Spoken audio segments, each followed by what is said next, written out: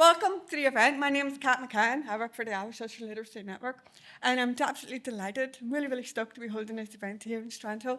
The idea is we're going to be celebrating or looking at the marine identity of this area, celebrating that connection we have to that body of water that's right there outside this room. Yeah, this is a phenomenal setting for it.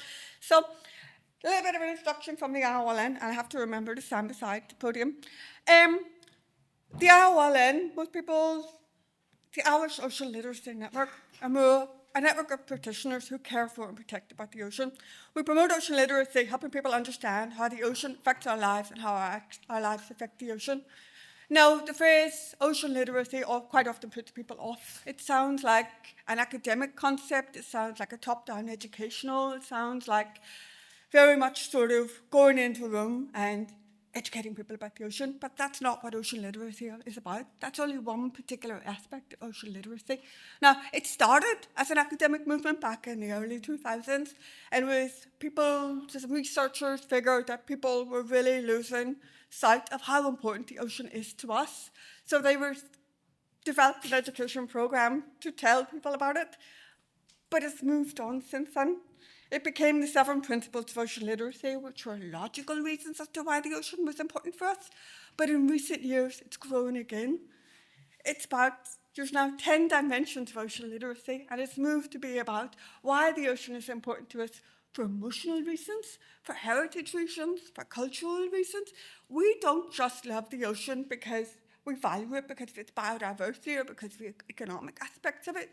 We value it because, particularly in Ireland, the ocean is part of who we are. We are an island nation. A lot of people have forgotten about that. Our lives have revolved around the ocean, probably just over a century ago. This is one of the phrases that's come up over and over again in my work. To sell you some full.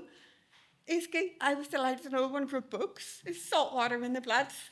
This is a traditional phrase from Keynote, where I live, where my husband and I were interviewing some of the local members of a local community about their connection to the ocean. And I got this phrase from the local parish priest, believe it or not. His family were traditionally from Inishbofin, and he still felt this calling from the ocean. He still felt this need to be connected to the ocean. He joined the Coast Guard because he needed to be at sea in some way or another. Yeah. He said it's hard to put into words, and this is the only way he can put it into words. To sell you some full, I have salt in my blood. And I think that very much describes a lot of the practitioners who've joined the IOLN. So it's not just, we have over 60 members at the moment, and every one of them in some way or another has their own connection to the ocean and works with the ocean in some way or another.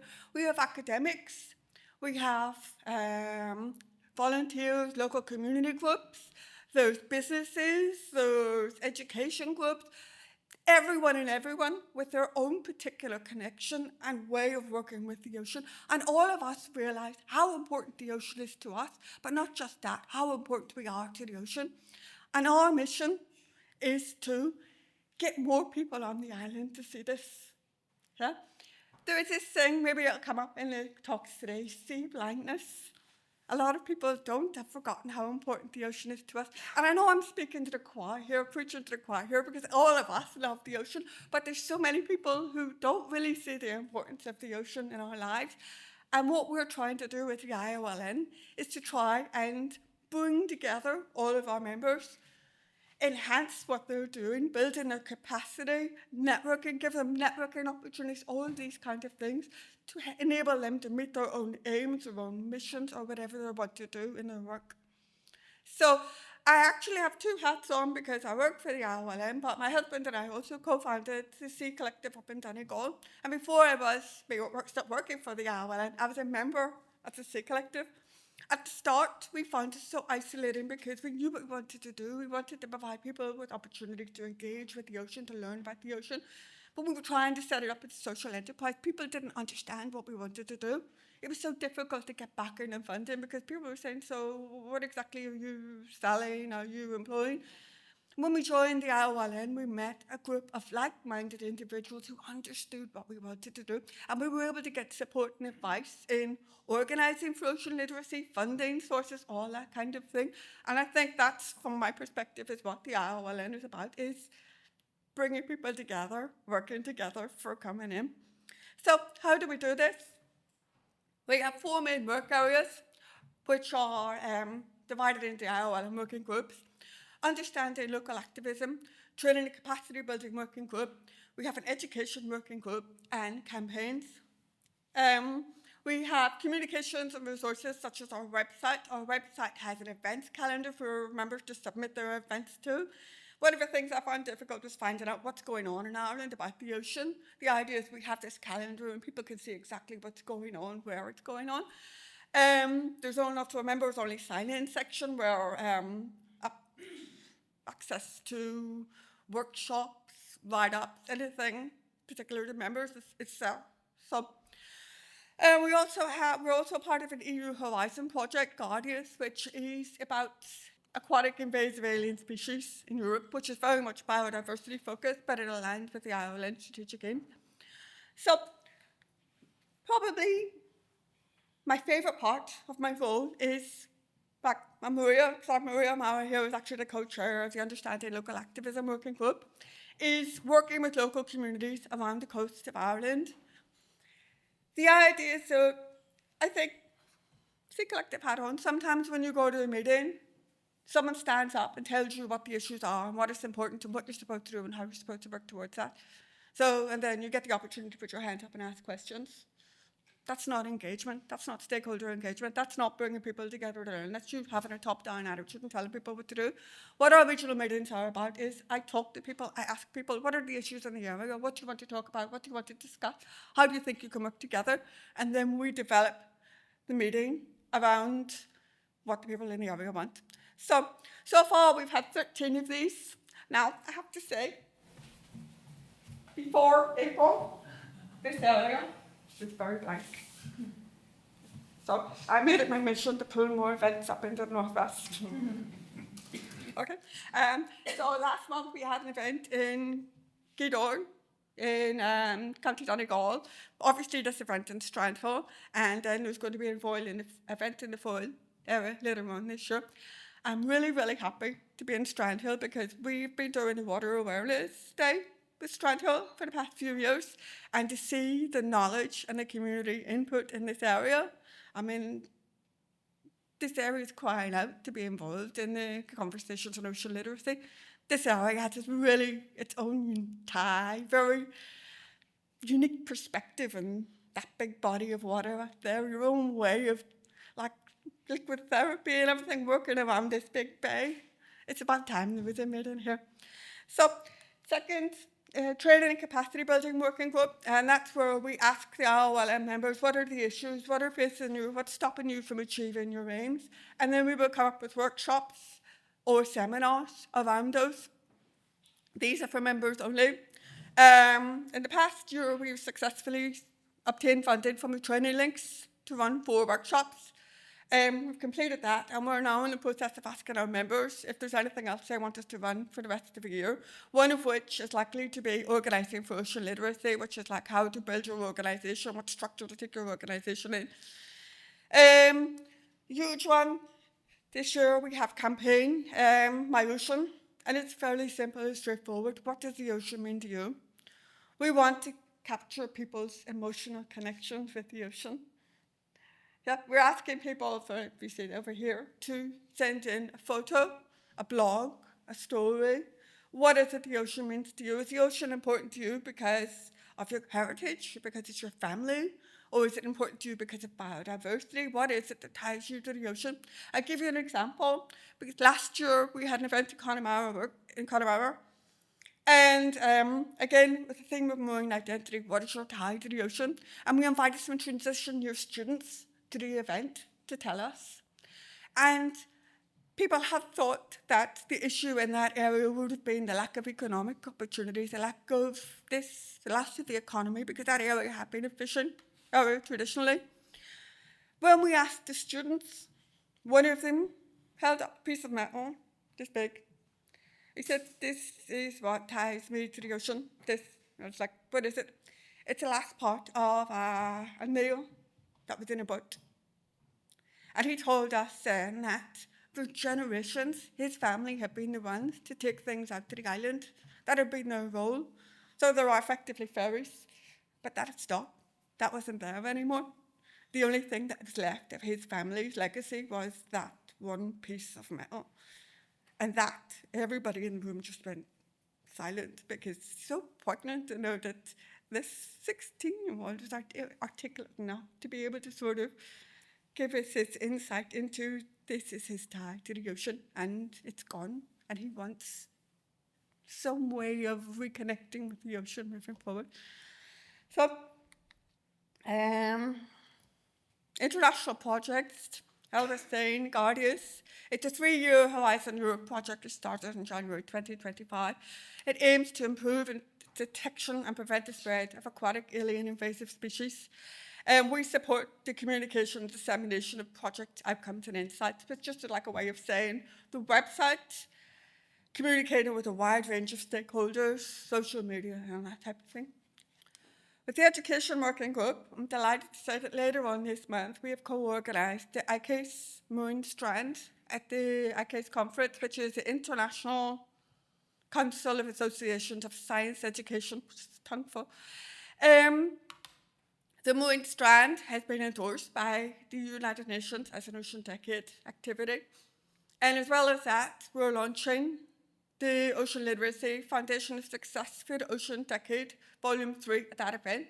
The IOLN is also chapter 15 in this event, and this is also an Ocean Decade activity. So it's nice to know that Ireland is getting the recognition it deserves and at the international level for our work in ocean literacy. The Irish Ocean Literacy Network is the oldest established network in Europe.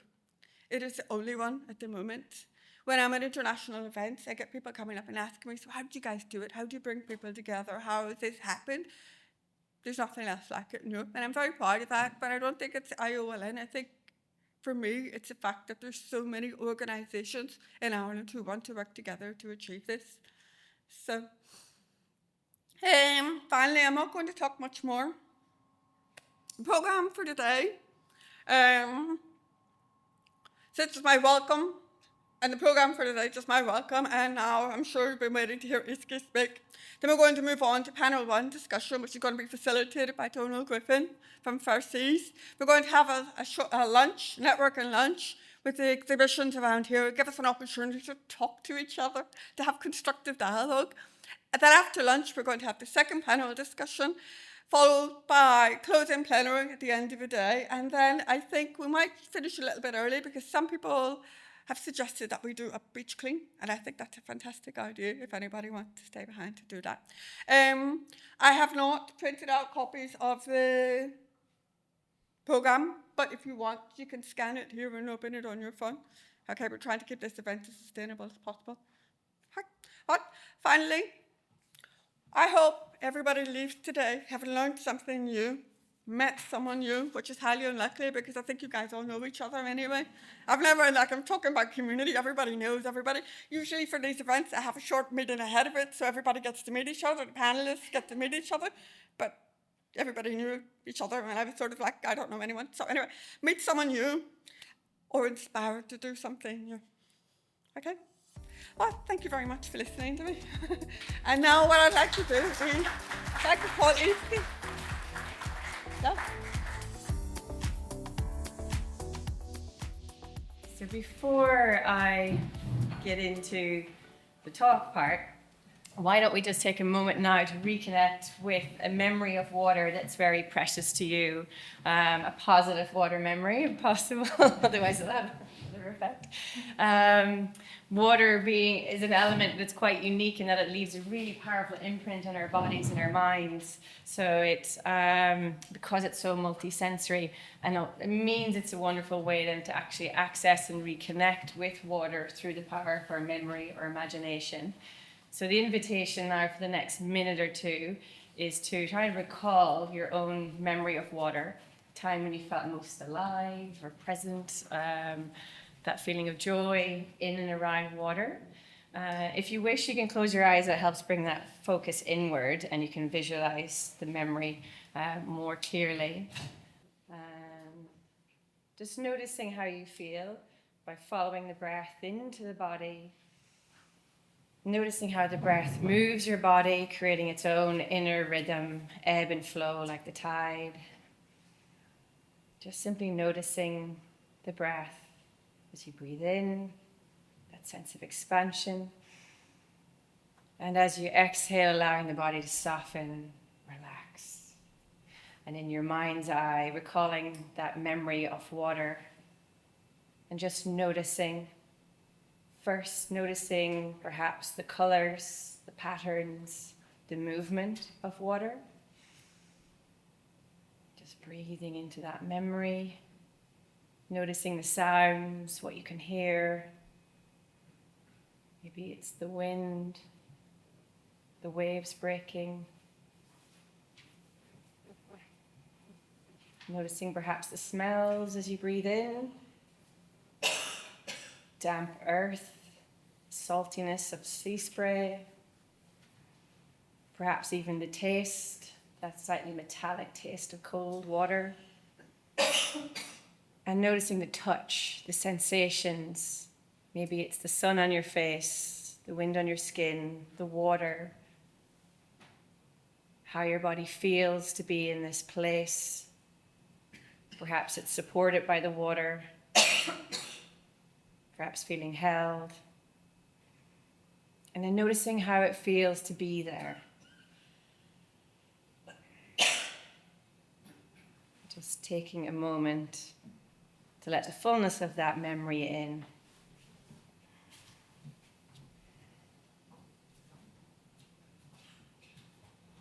And on your next breath, following it into your body and gently releasing.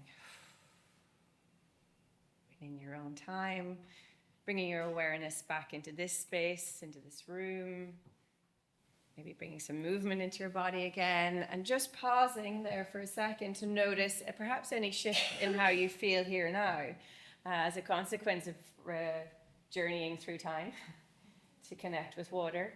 Does anyone notice any shift in how they feel from when they maybe first arrived? I know I certainly do. I just get the jittery and feel like my diaphragm's up here when I start giving a talk, and feel everything just dropping down, softening a little like water. Does anyone want to share maybe where their water body was, or how it made them feel? Perhaps it's just out front. Yeah. Over at the Nuns Beach, which is a little inlet behind here. Okay. Just I would swim there a lot, and there was water there. Just the conditions were so perfect. You know, it's kind of late September. It was actually warm. The water didn't feel Baltic. It helps. Point where you swim out and you can see Knocknaray, Van Bolven, and Cheekley on a good day. Oh, wow. So it's just beautiful. Yeah. So I was there and it's lovely. Yeah. In amongst it all. It's so amazing that perspective shift that happens in water when you're describing the land that you look back at as well. That real connection to place, to hear. Sounds like it's really part of you. Yeah. Thank you. Beautiful. Yeah. Anyone else? Oh, secret spots that you're going to. Yeah, Patrick. I went back to my first ever green wave surfing. Oh, wow. I'd love to do that. It hasn't popped into now, I think. Huh. Yeah. I just, my cousin pushed me into, my first ever green wave, and just that experience of the glassy water in front of me. It was a lovely sunny day, and I was like, how is this possible?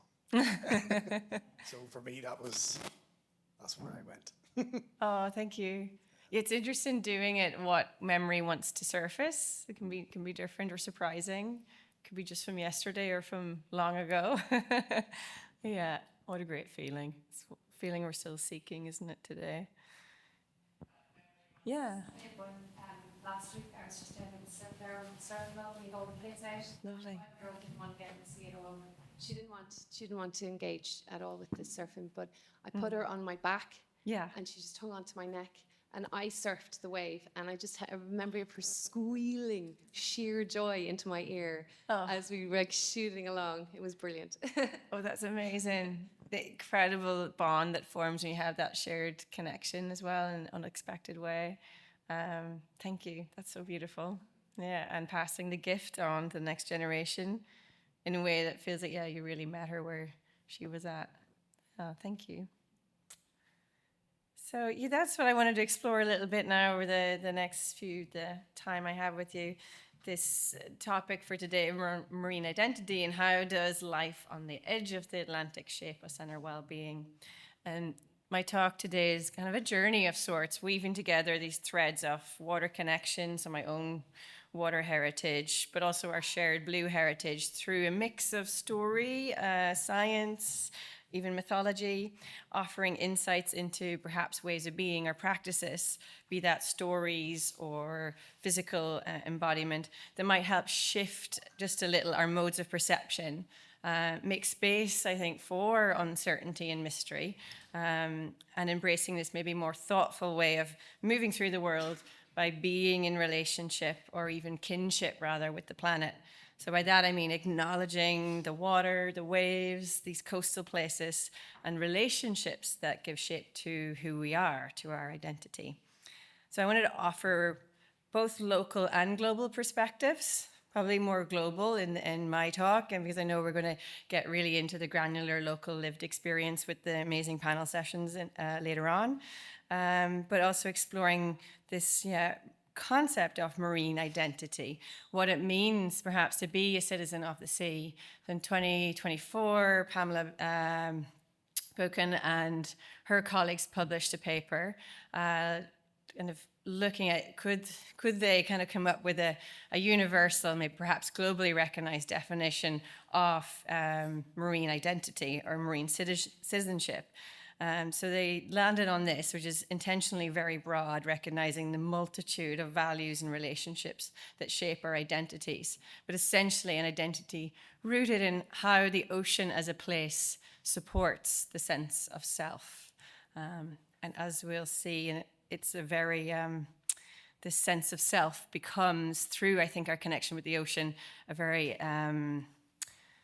entangled experience, rather than feeling like we're some kind of separate individual. We begin to realize through this ocean connection of how interdependent, interconnected we are with the world around us. These words, I will begin with these words. Am gui imimur am ton trehin am fuam mara. I am wind on ocean, I am swelling wave, I am roar of sea. Has anyone heard these words before? You're not allowed to put your hand up, Cat. Right, wow, okay, that's great. With these are believed to be the first words ever uttered in Ireland, or at least recorded, perhaps, by Amergine, who was chief poet and druid of the Milesians. So these are the very first people to settle the land known today as Ireland, or one of the early waves of settlers, that going back thousands of years ago. And these words were a declaration, really, of the unity and interdependence of all things, known as the Song of Amergine, and a reminder that there was a time when our ancestors understood the wisdom of water, were attuned to the living world around them. And I'll speak a bit more about Amergine and the sort of legacy of this song in a few moments.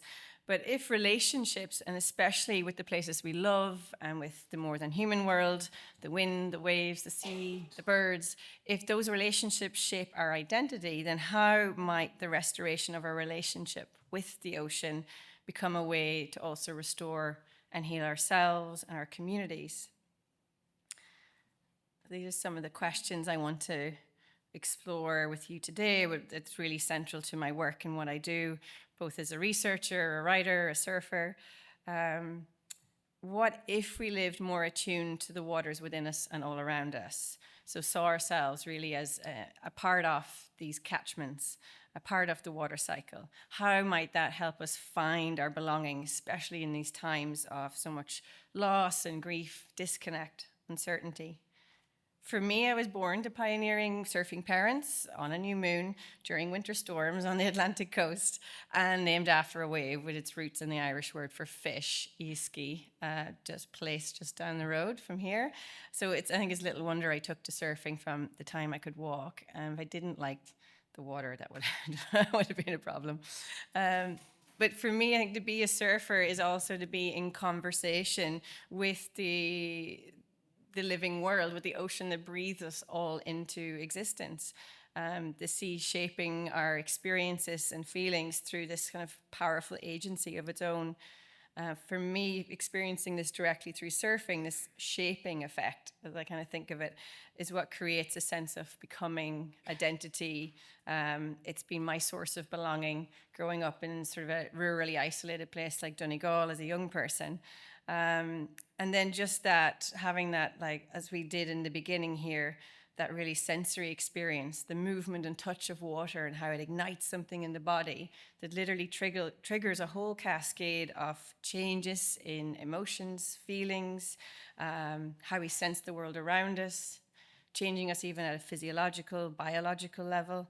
And it's why water can be such a potent way to reconnect, to come back home, to our bodies especially. And on that, I have been exploring this concept or understanding of attunement. When I speak about it, we hear a lot about nature connection, deepening a relational connection with the world around us. One way to do that is perhaps through attunement. Collective trauma expert Thomas Hubel defines it as this process of synchronizing and aligning with another person's feelings while remaining grounded. And I work a lot in the area of surf therapy, especially with liquid therapy. And for me, when I heard this definition, I really felt that, well, attunement occurs not only, of course, with and between people, but with the living world around us. And what about blue attunement? Developing that through this deepening connection between ourselves and water. So blue attunement being this awareness and responsiveness to the body of water we're interacting with. Think of it as like a deep form of listening. And it's a way to foster this more profound sense of presence, aligning one's mind and body with the energy of the sea. And seeing how that can happen in such an effortless way. The ocean just holds our attention and presence in the moment. There's nothing like an oncoming wave to focus your attention in the now when it's headed for you. But it's this ability, I think, to understand ourselves through water that to enter in a way into this dialogue that I find so fascinating. But I wanted to share with you the memory of one such unexpected moment of blue attunement for myself while surfing off the coast of, well, it's actually coast of Sligo. I was going to say Donegal. Sorry. And it isn't maybe directly, well, yeah, it could be this wave here. Has anyone guessed where this wave is? Yeah, where else could it be? So I'm just taking off on it, trying to dodge the oncoming lip. But and so I write about this in my book, Saltwater in the Blood, as a way to try to unpack what's this, the experience of moments like this. But going back to blue attunement, I write, my mind floats somewhere above the chaos, allowing my body to soften, moving back and forth like a frond of kelp. I am part of this wave of energy. The turbulence rips through my hair as I grip a stalk of slippery seaweed and allow my body to be moved like water. Instead of feeling exhausted and beat up, I feel charged. The wave action pulsing through me, I tilt my head back and see the underwater storm clouds dissipate as a milky light penetrates the churned white water. I push off the reef, rising easily as my lungs expand once again and my ears gently pop. So it's, yeah, trying to break down the what happens in a wipeout moment. But something remarkable happens when we come into direct physical contact with water. And there's a growing body of evidence and science to support that. But to be immersed in these wild waters that still run free, is to feel, in a way, transported elsewhere, maybe perhaps quite literally, moving through a portal to another world, as Lucy Jones describes it in her book, Losing Eden. But it's not only moving, I think, from the solidness of land to the fluidness of water, also moving from the head into the body, like we just experienced. And I think it's this in particular that offers such healing potential, restoring those lost connections. And to be immersed in, I think, the Atlantic waters here off the west coast of Ireland is to be held in this mix of, you described even colours before, the sweet rust-coloured bog water, the golden green iodine of the kelp forests, that purple blood of dillisk seaweed. It's really to enter into this territory of other beings, of the wild Atlantic salmon, or at least, I mean, it used to be before the salmon stopped returning to their birth rivers. So since that wipeout, and in many ways I've been tossed off since then, this new emerging science increasingly supports what Indigenous understanding of ecological interconnection. It's that more ancient wisdom and knowledge that's always been held and spoken to, the importance of recognizing our interconnection. And so some of the science, for example, around sea spray aerosols, when we go outside and walk by the sea here, those sea spray aerosols that I inhaled when I surfaced after the wipeout have this complex, unique chemical composition that carries within them the signature of all life in the ocean. So these aerosols have been proven to reduce inflammation in the body cells. They modulate our cellular system involved in cell growth, immune functioning. And then similar findings have been found for waterfalls and river rapids. So water leaves its fingerprint on us, I mean, quite literally. I'm paraphrasing Hawaiian surfer scientist Dr. Cliff Capono and the remarkable findings of his surfer biome project.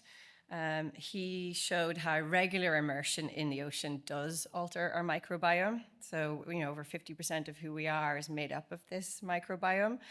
And those of us who are immersed regularly in the ocean share bacteria found only in or on other marine mammals, like seals. So surfers, sea swimmers, possess distinct microbiomes compared to landlubbers. And this underscores for me, I think, the profound connection between humans and the ocean, and revealing how our bodies actually adapt and are influenced by these aquatic environments. And of course, challenging our notion of who we are, our marine identity. So just as water leaves its fingerprint on us, we also leave our imprint on water. And as I've said before, with the water cycle, it isn't some abstract, neatly drawn graph with water moving in a tidy circular process going on in the background of our lives. It's actually really messy, it's dynamic, entangled, and we are part of it. I learned from a Dina Navajo water protector, Pat McCabe, who I interviewed for my book, Ebb and Flow, how water is flowing and being filtered through the body of every being, every living thing, and through the consciousness of all life across all time. And that our bodies are connected to the watersheds and bodies of water that we live with and move in. All these waters literally become part of us, and water remembers. So I'm going to use this as a jump-off point for a bit of storytelling before I finish. I'm borrowing it from author Elif Shafak, who builds on this concept of water memory in her stunning book, There Are Rivers in the Sky. It's a work of fiction, but she draws on different concepts and science. So I'm going to draw on that now to help illustrate the power of water to connect in particular, and to deepen that relational connection or attunement. I wanted to weave together the stories of three people connected by a single water molecule as it journeys through time and place. And I'll begin here with Amergin. Before Amergin could land in what today is known as Ireland, legend tells how the Tuatha De Danann, these otherworldly beings, conjured a powerful storm to try and prevent him coming ashore. Amergin turned his boat out to sea and waited for the 9th wave before catching the wave and steering the boat safely to shore. I first learned about this story actually from through my dad's art, Barry Britton, who captured this moment in one of his iconic pen and ink drawings, which I think is just actually here behind me, of this moment of the Amerging taking off, a reinterpretation, taking off on this ninth wave, depicting unseen forces and the energy of the ocean, that moment of taking the drop, the acceptance and real possibility of failure, of being swallowed whole by the wave. And the story of this mythical ninth wave continues to be told today. Much of our mythology, folklore was orally told for millennia, only more recently been written. And I think even a cursory glance at Irish myth and folklore reveals the engagement with the non-human world, how essential that is for the uncertainty and climate crisis that we face. So as Amerging stepped from his boat after riding the ninth wave to shore some 3,000 years ago, and began the powerful invocation known as the Song of Amerging, a raindrop, small, spherical, and sacred, fell from the heavy low-lying clouds, scudding across a heaving Atlantic Ocean, a fall it had made many times before as it descended to earth and rose skyward again and again for billions of years. This time, a gust of wind caught it and carried it towards Amerging, who, a moment later, felt a drop of water on his lips. Both were changed forever. So remember this drop, for to quote Elif Shafak, inside this orb, it holds the secret of infinity, a story uniquely its own. A trace of this moment will remain embedded in its elemental form. Some 2,500 years later, in the early 17th century, on the volcanic shores of the Hawaiian Islands, a baby girl came into this world riding the rush of water like a wave from her mother's womb. In the amnion was a drop of water that long ago, from far away on a much colder island, was once a raindrop, carrying with it the memories of its previous lives, like a fingerprint. Born to Polynesian royalty, Princess Kaneamuna came into this world with the physical memory we all share of what it means to be at home in water.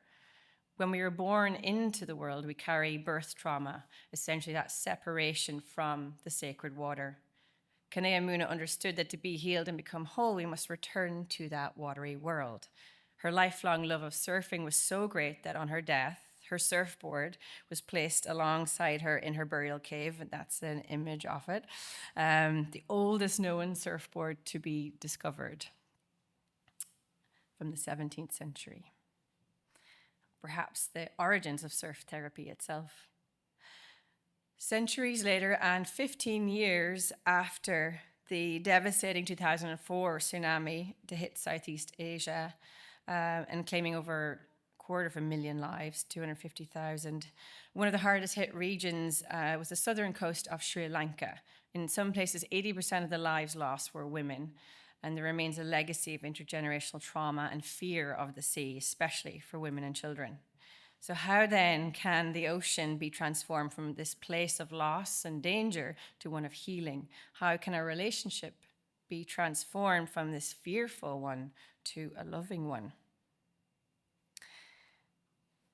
Sea Sisters, like a liquid therapy counterpart across the globe in Sri Lanka, is a remarkable example of how psychological transformation can occur even in places, or especially in places of trauma. Established in 2017 with the purpose of fostering this love for the ocean, especially for those most excluded from it, women and girls. So through their swim and surf programs, they cultivate this blue attunement, equipping women with the skills also needed to make a living in surf tourism, an almost exclusively male-dominated domain until now. So one of Sea Sisters' early members, Mona, had avoided going to the beach for years, a place of tragedy, fear, loss, but with encouragement from her friends, she joined her first surf lesson. And as she rode her first wave, lying on her belly, feeling the movement of the wave under her body, she began to laugh. A drop of water from the breaking wave splashed into her mouth with the aura of a Hawaiian princess impressed upon it. Later, Mona described how there was some kind of energy coming into my heart.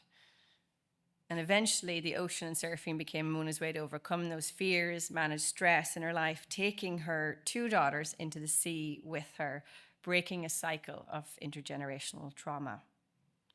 So perhaps this same drop of water also passed through here. Perhaps it's in your bottle of water, or was in your coffee this morning. But all of this speaks to how interwoven we are with one another.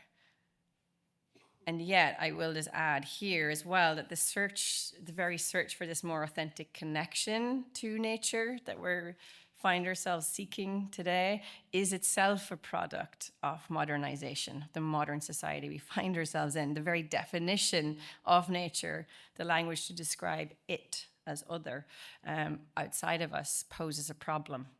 Especially in the English language, leading, I think, to this, in part, to this otherness, this separation we feel.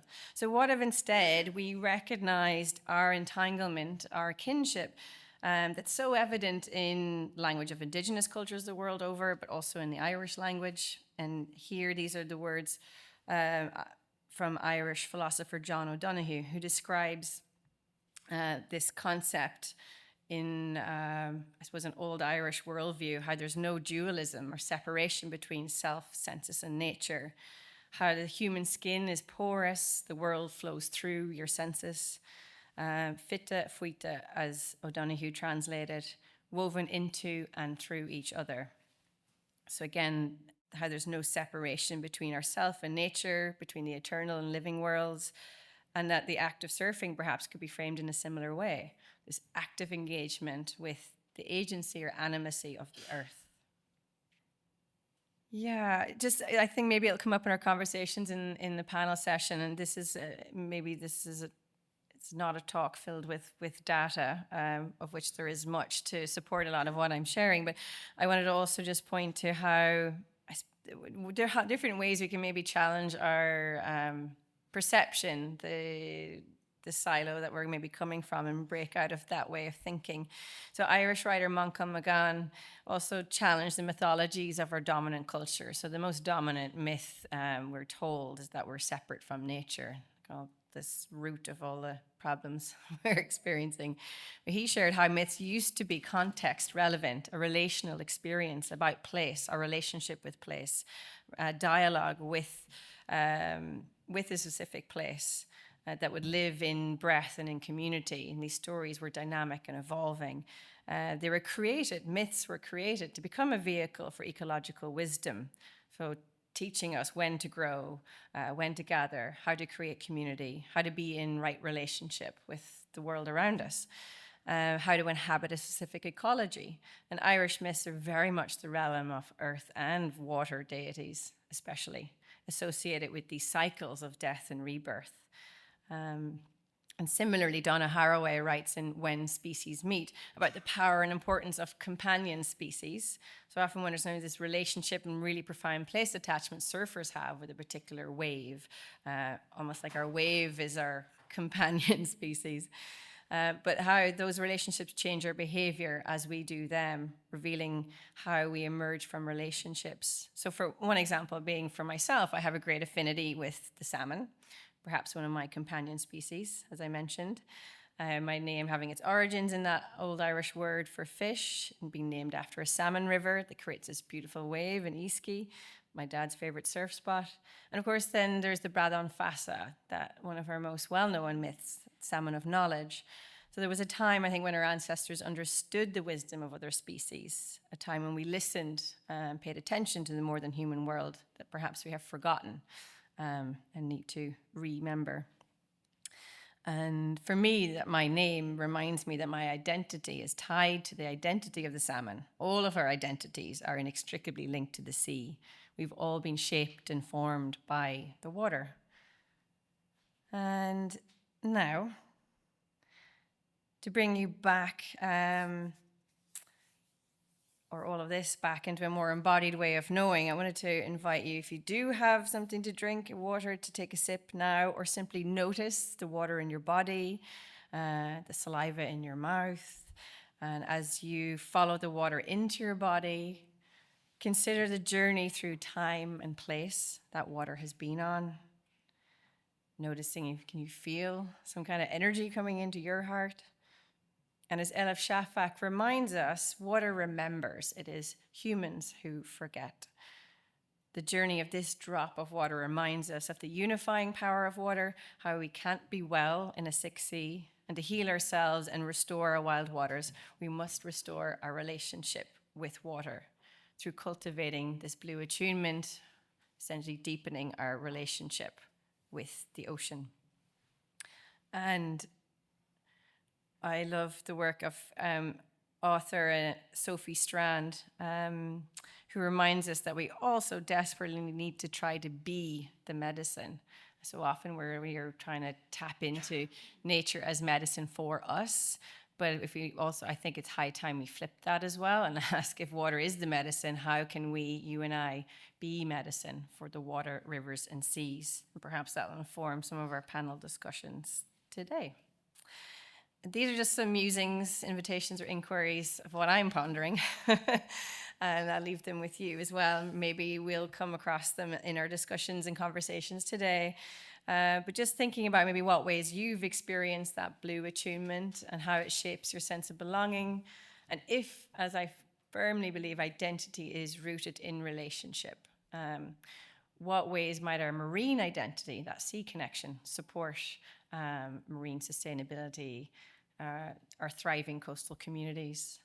And if we are marine citizens in these times of uncertainty, how do we hold, and this is a tricky one, tension between the ocean as a source of vitality and vulnerability? So, just small thoughts. Yeah. And thank you very much. I'm really looking forward to the rest of today, continuing the conversation.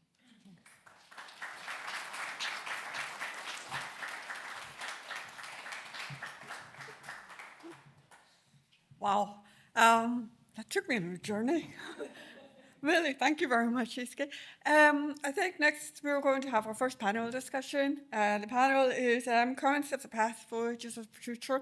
And I'd like to call our moderator up, Dr. Dónal Griffin, who is the coordinator for First Seas and the perfect person to facilitate this discussion. Drawing history, mythology, community memory, surf culture, and economic opportunity and environmental awareness. This panel will examine Strandhill's marine identity as both an enduring legacy and a foundation for the future. And I think Easkey's talk framed this perfectly. Okay. Hi, everyone. My name is Dónal Griffin. I am the coordinator for a national marine conservation project called Fair Seas. We work at a national level advocating for, amongst other things, marine protected areas and better governance for our oceans and protection of wildlife. And Easkey just said it there, a wonderful talk, so thank you very much, Easkey. For thriving coastal communities, how do we do that with and for coastal communities as well? So I'd like to invite our panelists up on the stage, please. So if you can all come up together.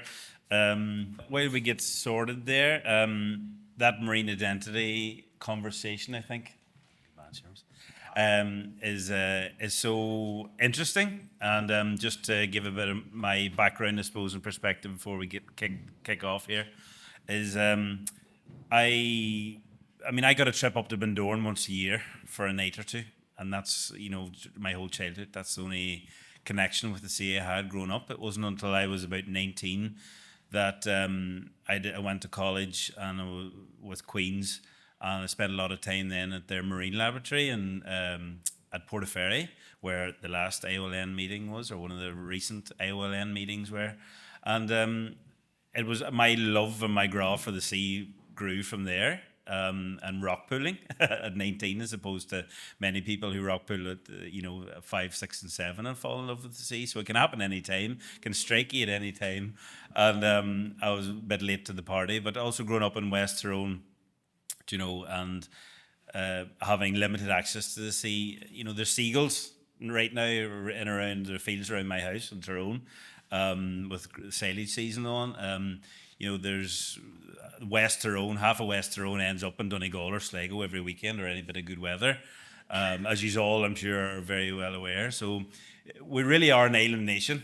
I live in a landlocked county, but we really are an island nation no matter where you live on this island. So I think that's important to say. But that's enough from me. And over to our panelists. So I'm going to kick us off, and I'm going to ask each of our panelists to tell us a little bit about yourselves and the work that you do, first of all, to introduce yourselves, if that's okay, and perhaps reflecting on what Easkey has said and reflecting on the theme of today's event as well. What experiences in your life have helped shape your own marine identity and relationship with the ocean? And I'll just take these, I'll go farthest out and in. So Imelda, I might go to you first, is that all right? You'll not thank me for that. Thanks, Dónal. I was really hoping you'd go the other way. Well, me and Dónal actually grew up, ironically, about 6 miles from each other. So we shared a very similar childhood, and the fact that we spent all of our summers in Donegal or Sligo. And I had an auntie who, my dad had and still has an inherent fear of the ocean. So you're always brought up with respect the water, end up drowning if you don't, And in a way, he's right. But I had a mad auntie who brought me into the ocean probably in my very late teens, early 20s, and introduced me to sea dipping. And from then I've completely fallen in love with it. I now live in Sligo. I moved down 4 years ago. I live 10 minutes away from here. And the ocean has just become such an integral part of my, literally every day. If I've had a bad day, I go to the ocean. If I've had a good day, I go to the ocean. I dip every Friday morning with a bunch of people. My work, my professional head, I'm with a company called the Western Development Commission, and we are a semi-state organisation that focuses on economic development within the Western region, and that includes the Western Seaboard. And I'm working on a project, leading a pilot on called Go Nature Positive, and it's on the blue economy. And is just basically working with businesses to try and see what is the appetite for being nature positive within the blue economy, what are the barriers and the opportunities there. Sorry, I probably talked a bit too much, but No, that's brilliant. Thank you very much, Imelda. And Ruth, we'll go to you next. Thank you. I grew up in the inside of Galway Bay in a small fishing village, and my dad had a curragh, so we grew up with this beautiful curragh.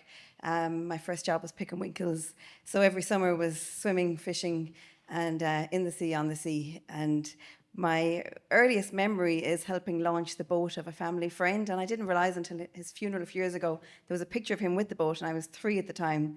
So everything centred around the sea, but again, raised to respect the sea very much.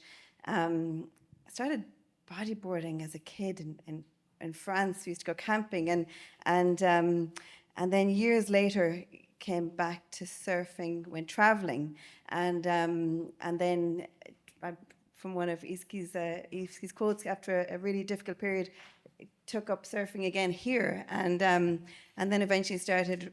In my spare time, running surf trips up and down the west coast, and along the way getting into the sea all year round. And it was incredible. You could take 15 strangers, and once we were in the water, all at any time of the year, what would happen? This phenomenal magic. And it's the same after swimming. I'm sure people are just at their very best. And then from a professional perspective, I always wanted to travel the world and work with wildlife, and it was whatever was going to let me do that, and picked up a camera as a teenager and fell in love with nature photography. So my work has been in river restoration. That was mainly in the UK, in fisheries, and in mammal conservation, which focused on terrestrial mammals, and particularly in the river restoration, seeing what happened when people connected with nature from their mental health perspective, and then from leading to then 3 years ago becoming the biodiversity officer for County Sligo, which is phenomenal because it really lets me embrace ocean and marine work professionally as well as with my personal love. So it's a real privilege to be here today, because while I loved working on terrestrial mammals, there's always that draw to get involved with the marine mammals and marine side of things, and it's a really special part of my role. So thank you. Brilliant. Thank you very much, Ruth. And I'll be coming back to you on that and your role in the council. Brilliant. Brian, over to you. Hi. I'm around the corner from the Glen Road. So I grew up literally Cullinamore.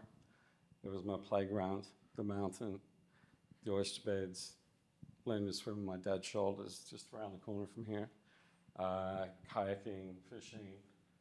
We did a well-worn Irish path to Australia.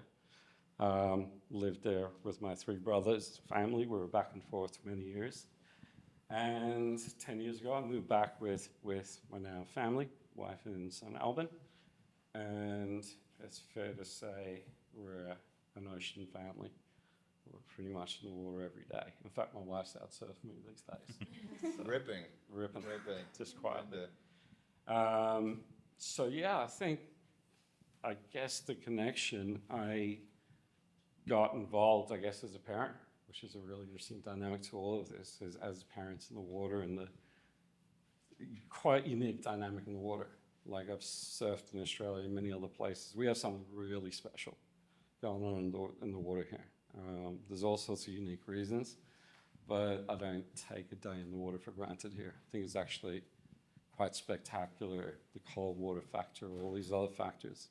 So I think there's a lot of good people, there's a lot of good energy, and a lot of good work going on.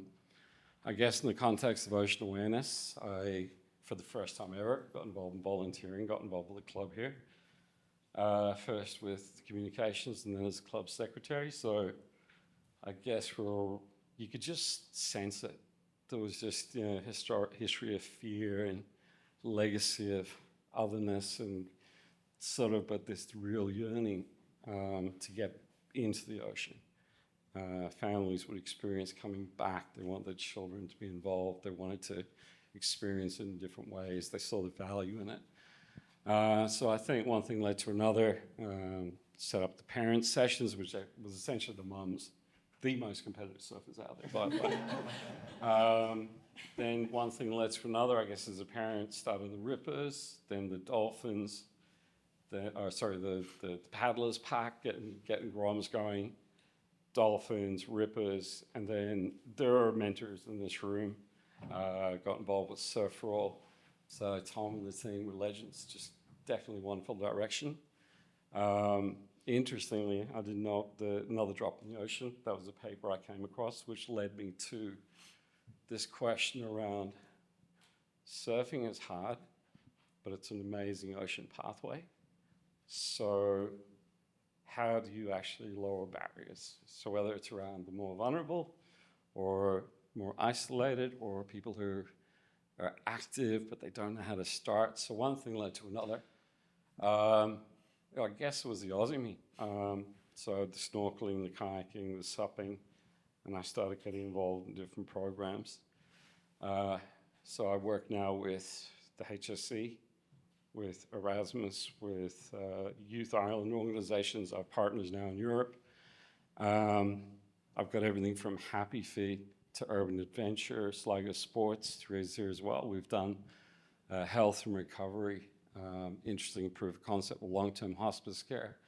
So the idea being that you can increase the number of people connecting. But when it really strip it back, the best sessions when you say nothing. It's actually, nature is the teacher. So my buzz is fully in that space, just lowering barriers. And more recently, in terms of, I guess, questions around mental health, transversal skills, trauma, physical health, obesity, vocational pathways. This is a huge area that's going to expand more and more. And a key piece is how we go about basically incorporating blue mind theory into outdoor education, which is, so that will be the second major piece of the ocean awareness that I'm working on. I know a bit long-winded, but I'll leave it at that.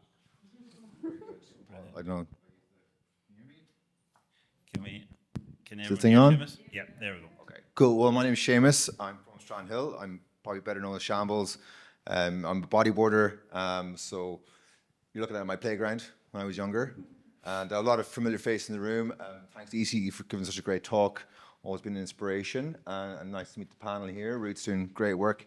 What an amazing talk Monica gave on the Greenland shark.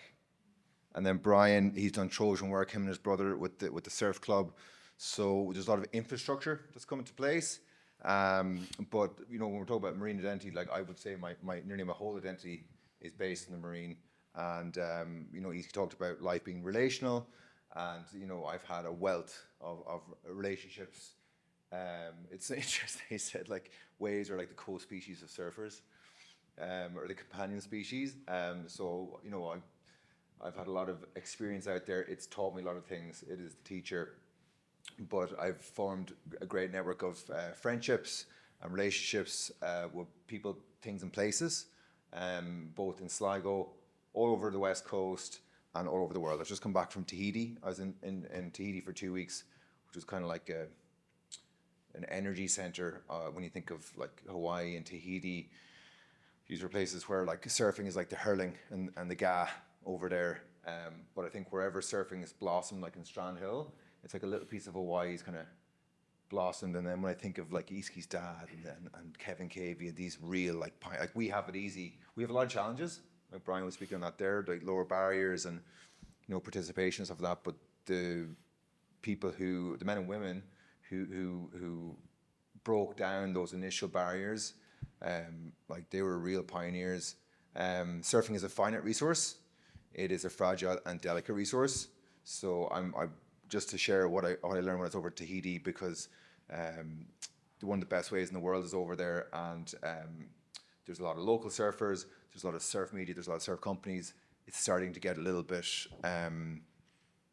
it's at a unique point. And so even talking to some of the surfers over there, we're at a unique point where we need to kind of consolidate. And I think also as an island nation, whether from West Tyrone or from Offaly or County Louth or wherever, you're never more than an hour and a half. It's the 26th biggest island in the world. You know, you can even get good surf on the East Coast, North Coast, South Coast. It is one of the most wave-blessed places on the planet.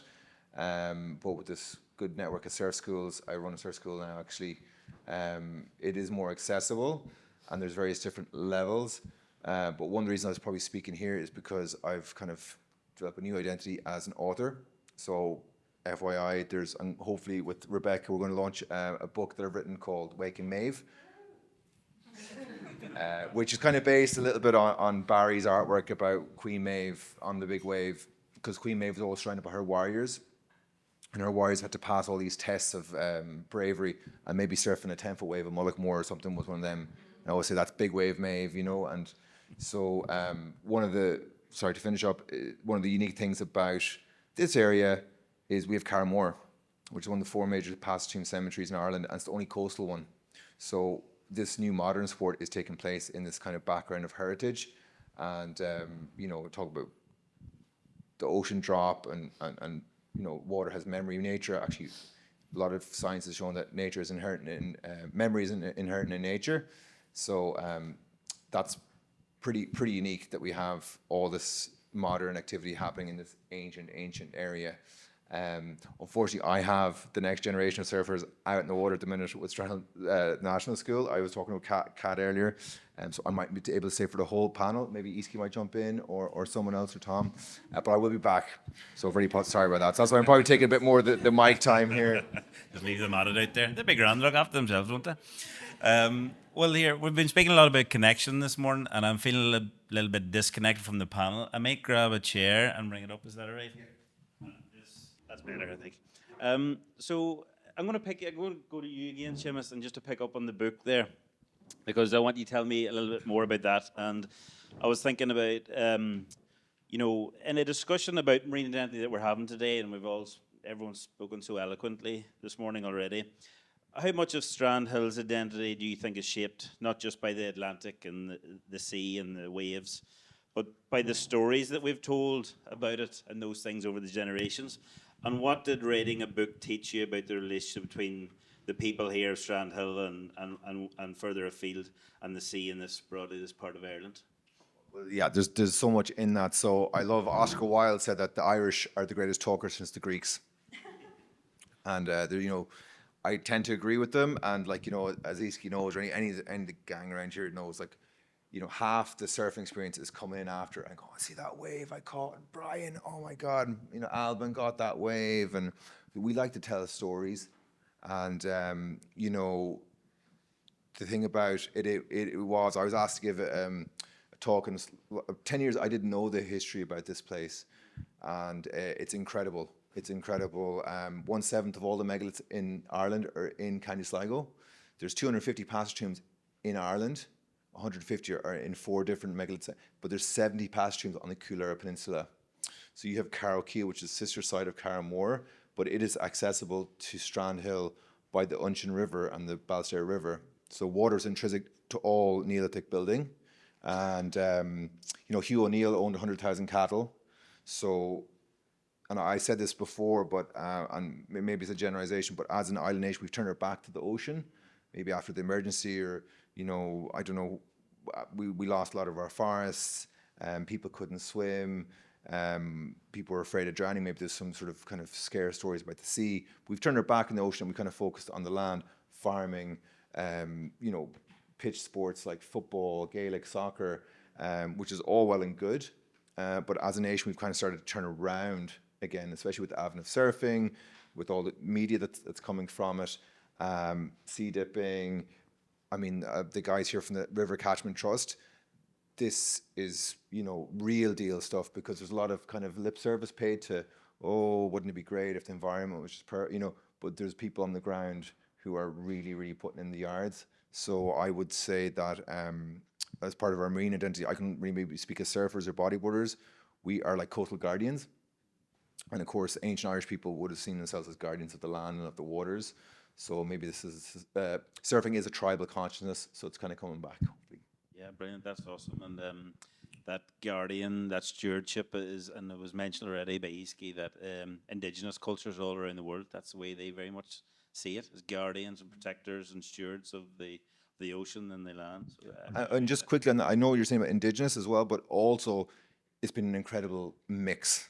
And there's only one ocean, so like, people right from Japan and Tyrone, or all over, and it was really, you'd respect the locals, but it was a great mixing pot as well. So brilliant. That was fascinating, Seamus. Thank you very much. And I may come back to that sea blindness question then to use all later, so we'll touch on that again. Ruth, I'm going to go to you next, if that's all right. So you mentioned the county council. I'm working there, and I don't know if you've been involved in the biodiversity action plans, maybe with the county council, as something that I have kind of dealt with in my own work to a small extent. But I suppose, can you tell us more about your work and the marine element of your work, and can you tell us a little about the aims of the council and maybe the plan in terms of the marine and coastal habitats and the role that plays in it? Sure. So I have a few copies of it with me. They're down the back. Great. I didn't even realise that. That's perfect. The Biodiversity Action Plan, which was launched in December. And the purpose of the plan is to provide a framework for how I, as biodiversity officer, and the county council will incorporate biodiversity into everything we do. So essentially the goal is to mainstream biodiversity. Wouldn't that be amazing? Biodiversity just mainstreamed in every aspect of council work, whether it's houses or roads or environment, but also across all of society. And that is the goal, but it's a big goal. So the purpose of a biodiversity action plan is to, I suppose, with one biodiversity officer, limited budget, limited grant availability, limited, I suppose, days in the year, it's to prioritise what we do, how we do it, and when we do it. And the way the plan works is it's in 5 themes. So one is knowing what's happening where, that's the data. What are the species and habitats? Where are they? How are they doing? Where are we about to lose them, and where can we protect them? Acting is the next one, which is what I see as what the county council will do on county council owned land and within county council remit. So we own 2 Natura 2000 sites are sites that are of European importance because of their significance for nature. And one of them is right here, Claspa. You go past the caravan park, right around to Nuns Beach. So that's an example of a big area of work as a council-owned European protected site that's not in favourable condition. So the reasons it's designated the qualifying interests, they're not doing so well.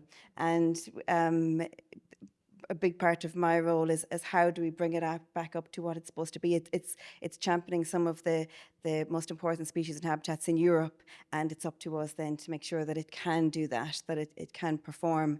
So how to do that.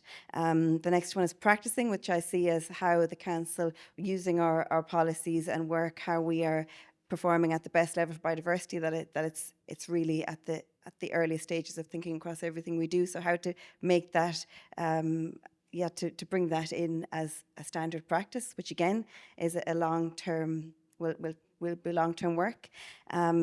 Then promoting, so your own work with Fair Seas, you know, a phenomenal campaign, and one of the things I will be saying later is what gives me hope that I can ensure within my role and with the council that we're really promoting something like Fair Seas and equivalent work, so that more people are aware about it, and I can support it and do whatever is possible within my remit to get it further. And then the final element is partnerships, which is a joy in Sligo. Sligo has phenomenal ecologists, naturalists, organisations, groups, some of them here today, and you're surrounded by nature experts, but you're also surrounded by people who just love the wildlife and landscape here. And it's, you know, all biodiversity officers are created equal, but I have a phenomenal county, you know. So in terms of, you asked about my work, it's taking that limited resource and you've everything from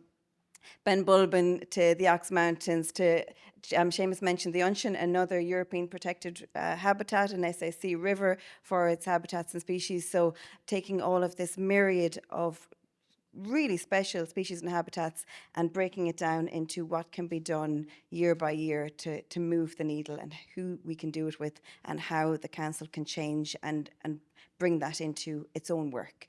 So no small task. I feel stressed just explaining that to you all. But that's what the plan is to do. No, that's brilliant. And you mentioned at the start there that mainstreaming, I suppose, a change of culture or attitude within not just county councils and all around the country, but in other public bodies or organisations in our schools. And do you think is that manifesting already? Do you think that change?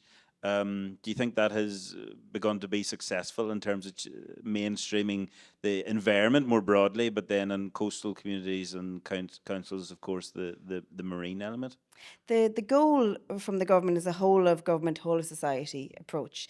And I suppose that's everyone with a back garden, that they're leaving areas for nature, right up to government departments ensuring that nature is included at the very earliest stages of schemes and developments and designs. And that's difficult, especially as an economic climate changes, and it's a difficult task. But I see great changes.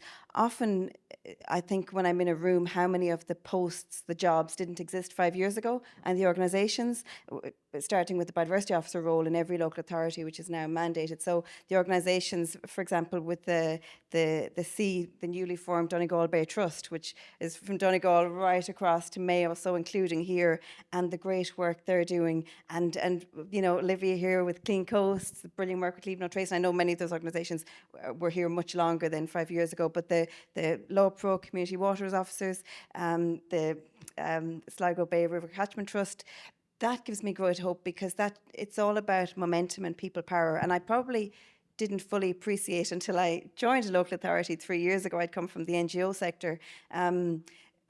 How important people power is, whether that is, and I totally didn't realise this is getting back to public consultations, asking for your opinion, telling your elected members what's important to you, and also supporting and joining and volunteering and promoting the work of groups, coming to things like today, that there's real momentum. And as I said, it's behaviour change. It's hard to manage. It would be amazing if, you know, that great expression, if you think about it, how hard it is to change your own behaviour, then you know how hard it is to change someone else. It's very, very difficult. So it's building that momentum. And I think, above all, keeping hope alive, which can be difficult in ocean matters, because even when you're looking at, you know, inshore waters, what the Irish government own, extending past that, there's so much that seems enormous. And I'm sure with your own campaign, it's keeping that going. Yeah, absolutely. And we talk a lot about momentum, and building a community as well, and an ocean stewardship, and kind of being constructive, I suppose. And you know, there's no point giving out where we are, because we are where we are. Despite how annoyed and frustrated that may make us be, but we just have to keep at it. That's what I say to our own team all the time. We have to keep going. So thank you very much, Ruth. That was wonderful. And Brian, I'll come to you next then. And I should have said as well as being the project coordinator and manager for Fair Seas. I'm also a director at the Irish Ocean Literacy Network. And well done to Brian, because he mentions ocean literacy in his bio that he sent in. So, you know, hats off there. So I have a couple of questions for you, Brian. The first is, could you tell us a little more about what ocean literacy means to you personally and how it shapes the work of ocean awareness that you mentioned? And then the second part of the question I want to ask you was, as part of your work with the Marine Institute's Explorers program, that I understand that you're involved in, how important is it to engage with young people? I know this has come up already, the next generation, and fostering a sense of that stewardship from the ocean from a really early age? So to the first question, I actually see it as really simple. Just get them out there. Yeah. It's really simple. I mean, I actually went to the Ocean Explorers, and it's been a wonderful window of time. I didn't touch on it earlier, but like the connection with the guys up in Rosnala and Erasmus and then the Ocean Literacy Network has reshaped my whole view of what I would do for the next 20 years. You know, it's really actually quite simple. So when I started, I thought I had to be an expert. You have to tell this and the detail, and you know, you got 60 kids, mate. You just let them go. Rock pools, off you go. The engagement, the excitement, what they're passionate about comes from that initial connection. Actually, Easkey's book was a good example. He talked about when in Iran, when you took the first group in the water for the first time, there was a young boy came back to the beach the next day and started cleaning up. That first connection was it. So that's it. In terms of, I guess, the methodology, which is interesting, you know, and you froth, and like there's almost an element of you focus on what's in front of you, you do what you do, but like dealing with young people, it's the best. And it's also they're the ones go home, tell their parents over the dinner table.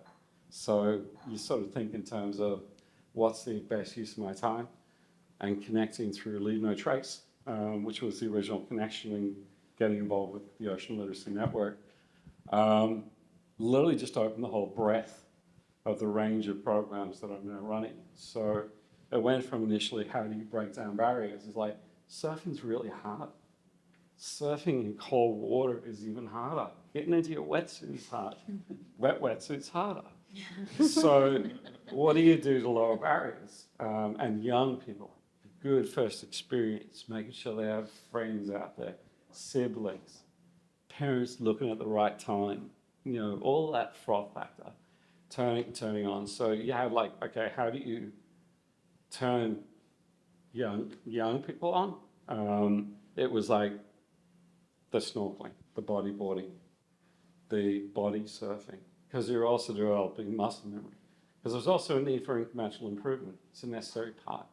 And a lot of what I do in creating safe environments is this notion of dignity at risk, which is the right to fail, which ties very, very neatly into, it's a legal term. I mean, both Holland and Taiwan, they're actually falling back on it. It's almost like a reaction to being too much, too litigious. And I really like that notion. So I use it. So it's giving people the right to fail. And that's all abilities, all ages. So the connection with both Leave No Trace and Ocean Literacy just give me this wonderful sort of more tools in the shed. So whether it's in the classroom, I couldn't help it. Like, I'm not a marine biologist, but I'm the shark bloke. Yeah. You know, that's enough. Like, the masters are here. I can't wait to spend more time with other people who I've actually been learning from the last couple of years. But the connection with youth, that's the most direct pathway. That's the best use of my time to just create a froth. Brilliant. That's wonderful. Of course you can. Go for it. I'd just like to add, because I actually have to just bounce because I got my school's coming back. Go for I'll be it. back in 20 minutes. I might ask Easky to kind of fulfill my space. But I just wanted to just chime in real quickly before I bounce about kind of the work that Brian and his brother and the surf club have been doing. And we're talking about lowering barriers, and like, you know, I know Tom's here. Like, I'm such an advocate of what liquid therapy we're doing. My first time I ever did a surf lesson was with Surf for All with children with special needs in Strandhill. It's profound, but put the shoe in the other foot. Okay, so these are gentle beginner waves. Nearly every ocean nation in the world has these, but one thing that Ireland has that most ocean nations don't have is the really, really, really like amazing spots. And like, to talk about the high end, I've been involved in surfing at a high level for a long time, thanks to Zoe Lally, thanks to Surf Club, and now we have the National Surf Centre. Now we have Garage McDade as European champion. I try to explain that to non-surfers, it's like Sligo Rovers winning the UEFA Cup. And you know, there's quite an emphasis on entry level, but with Brian, what he's doing, and what the Surf Club is doing with youth development, they will be the next ocean leaders. When we're dead and gone, they'll be pushing the beach cleans and knocking on government's door. So, or like, you know, we don't want it to become an elitist sport or have financial barriers to it. But, and I want to tell a quick story about Easkey as well, because she's been one of my big heroes for a long time. And people kind of know me as a big wave charger at Mullaghmore, but I was super terrified. And she was out there charging 6-foot waves with Neil and all the girls and all the guys. And when me and Shane went out to surf big Mullaghmore for the first time, I was like, well, if Easkey can do it, we can do it. And that was what got us over that edge. And we nearly died, but we survived and all that. So I don't know if I told Easkey that story before, but so just there's a really, really great opportunity with the club, with the pathways to really, you know, for those little boys and girls who might be in this class with me today or any other surf schools, that they might be the next European champion. They might be the next, I'm forgetting that, who's that lady who's the previous national champion and she's the Green Party politician? Grace O'Sullivan. These types of people, it is really exciting because, and it is all new development. But not to say that we don't have anything to offer. Yeah. But if you don't mind, go for it. Go do what you got to do. You collect them kids out there. And thank you very much. Thank you very much, Jim. And Easkey, do you want to join us? No pressure. You can join. Oh, no worries. That's fine. No worries, thank you, Easkey. Well, thank you very much, Seamus, and thank you very much, Brian. And Imelda, I'll go to you next, because we have been talking about, and in these types of conversations, we talk about the Atlantic and the sea is something that shapes our culture, we've mentioned today, our identity that we've talked about, and sense of place, which Easkey talked about as well. So from your perspective, and maybe from the Western Development Commission, your work there, how can coastal communities build on that identity to create opportunities for future generations while remaining true to itself and vibrant places to live, work and raise families itself? Yeah, nice straightforward question, Dónal. You're welcome. I suppose, like, through a lot of our work, it's all about trying to improve the economy of the area. And one of the things that we see whenever, it's been touched on here as well, and you'll know I have a real personal interest in food, is we haven't talked about food. Not one person has talked about the importance of the oceans for our food and the food scene as well. Like we as an Irish, like as an island nation, we don't eat a lot of seafood. And one of the businesses that I work with is an oyster farm, and he was telling me that he exports 80% of his produce to France. There's a girl who grows abalone, and she down in Galway, and she exports it basically all to a Chinese and Japanese market because there's not a market for it here. Just I suppose it's like we're so intrinsic in our identity of where we are. Obviously, the surfing is huge, but not everybody is a surfer, and people use the water in so many ways, and it's important about bringing that into our own identity and staying strong to it in a sustainable manner. I think that is so key. And my background is about sustainable tourism, and one of the projects we work with is Divest, which is basically getting blue economy tourism businesses, small businesses, 1 to 10 people, employed in it, to be more online, to improve the economy and get people, you know, using their business, but in a sustainable manner, so that they're not taken away from the environment. And I think that's kind of key, is that it's so important that whatever businesses do, obviously, like, we have to make a living. You know, local economies have to thrive, and they are thriving. But it's like tying into new technologies. I know AI can be a dirty word, but it can help build some economies if it's done in a sustainable manner, using digitization, you know, using the connections. The west of Ireland is a small place, but the west of Ireland is so well connected, and it's about trying to use those strengths between the economies, to build the strength while keeping the identity and the heritage of a place. The other thing is, and it's come across really strong, and it's, I suppose, it's a place where we have a position within the WDC, is that the policy changes are so key. Like, we know Ireland is such a centralised region. Dublin makes a lot of the policies. We, as we're a statutory authority that was developed to try and develop the West, and we have a statutory remit on the policy side of things to try and influence it, be it through EU projects where we learn about policy from different countries and bring it back, and then try and influence it, you know, nationally. But the biggest thing that we are hearing from, and it's true, the Go Nature Positive project, is that the policy is crippling the blue economy. Like, the slow, how disconnected it is. You know, you've got BIM who are doing some amazing things in research, but then policy isn't backing that up. The time frames, like, it takes 5 years to get an aquaculture license. I know aquaculture and fisheries can be, you know, met with a bit of trepidation and the damage that they're doing to the environment. But again, we've got land-based systems that aren't doing the damage to the sea, like the salmon farms might be doing, but yet they're not getting the same funding, and that's real frustrations that I'm sure you're only too well of in your role.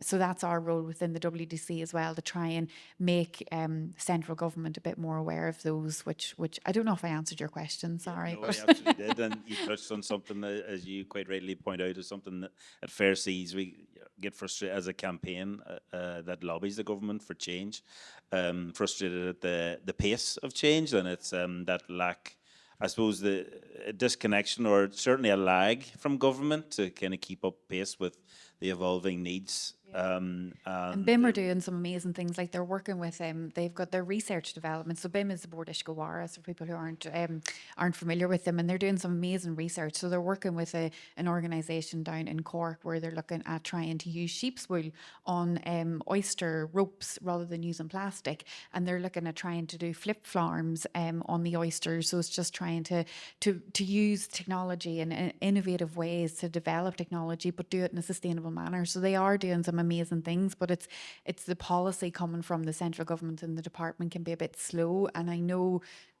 we're all aware of how things can change, but it is a real frustration that we are being voiced to, from the businesses. So I think it's our duty and responsibility then to relay that. Yeah. Brilliant. Thank you, Imelda. And that kind of brings us on to one of the questions that I'd wanted to ask. I'd pre-prepared, and Seamus had mentioned it. I was going to put it to the panel. So we do often hear that, and I often hear that phrase of Ireland, or people in Ireland, or communities, what have you, being sea blind. You know, that we've turned our backs to the sea over the years, and that, you know, now maybe we're rediscovering the value of the sea, and I think there is an element of truth to that. But I must say, I'm personally very conflicted by that idea, and I'd like to put it to the panel. You know, is that true, do we think? You know, did Ireland really turn its back on the sea, on the sea? Or is that sort of a lazy narrative sometimes, or just a convenient narrative to say about when we think about the coastal communities that we've talked about today and all around Ireland, that have lived, worked and played, built their identities around the ocean for generations? So I think there's something there that we're maybe that saying that we've been sea blind is just a little bit, it doesn't capture the whole conversation. I wonder, has anyone got any thoughts on that? I think we've a very, if you don't mind me jumping in, we've a very complex history with the sea. Even if we just go back to famine times where you weren't allowed to fish, and if you were, if you were seen to be picking seaweed, it was the real poor, and meat was to be seen as like a real like kind of you're rich and well off. And now if you look at it, seaweed is becoming like on Michelin star restaurants is seen as a real want and we've got such a big depth of history, different areas. Like if you take the likes of Connemara and put it against like somewhere in the East Coast, we're such a myriad of different connections and communities that I don't think we can use one like statement to say that the whole island is sea blind.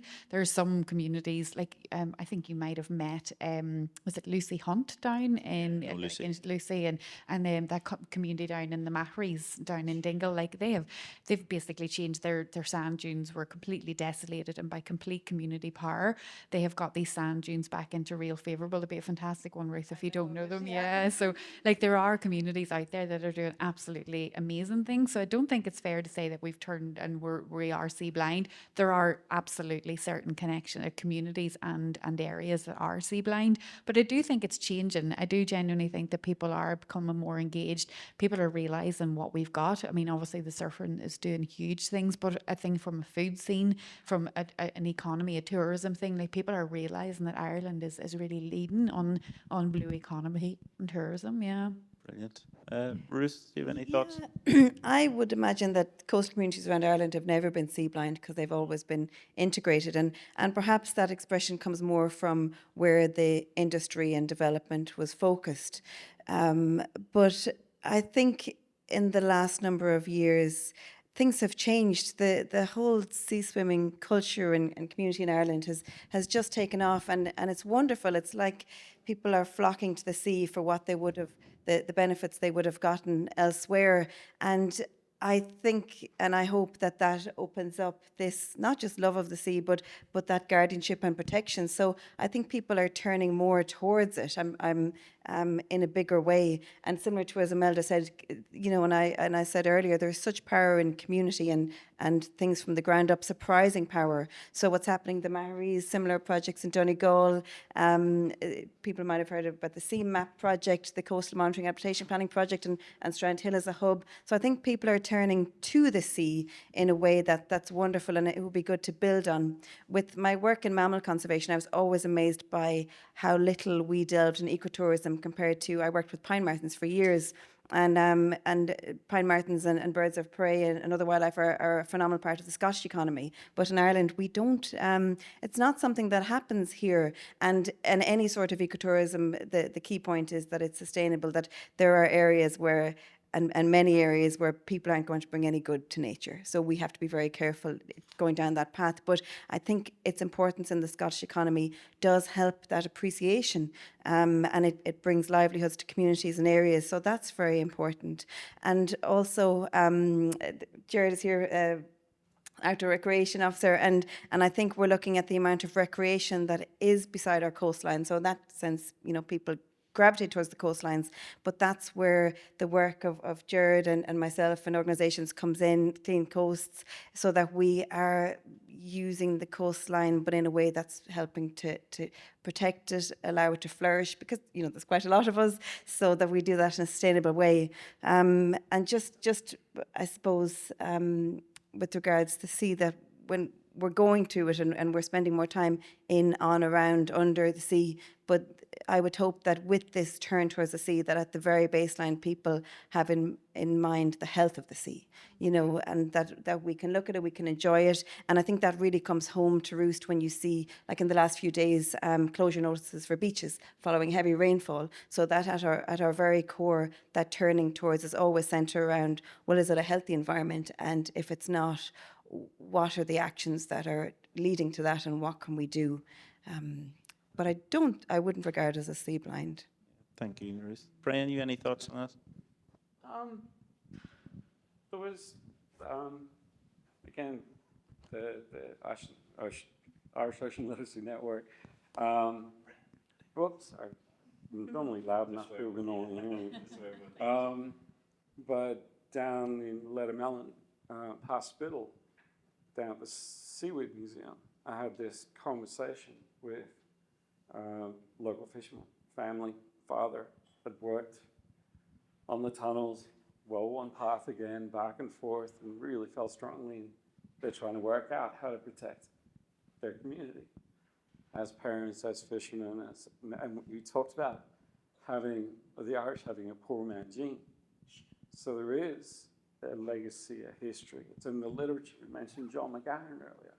Joyce, there is this otherness. There's the Jesuit history. There's, you have to eat fish on Friday, and it's been on the back of a cart for 6 days. So, yeah, there's genuinely a very interesting story around myth and history to actually take on and have a healthy conversation about that. Here, parents, if they don't know how to swim, what do? They scare the life out of their child, whether it's up in Lochgill or here. That was, as a parent, the next best thing you could do. So there's a number of factors, including having a colonial past. We lived 2,000 years ago on a seafood diet. It was literally, I think it's 90% of the population lives near either a coast or a river. And the seagrass is coming back, a place that was polluted 30 years ago, to be an optimist. It's flourishing around the corner there, absolutely flourishing. Lobbies are coming back. There's all sorts of sea life coming back. So I'd compare it to, real foodie, love my food. I was up at the lobster farm with Molly the other day.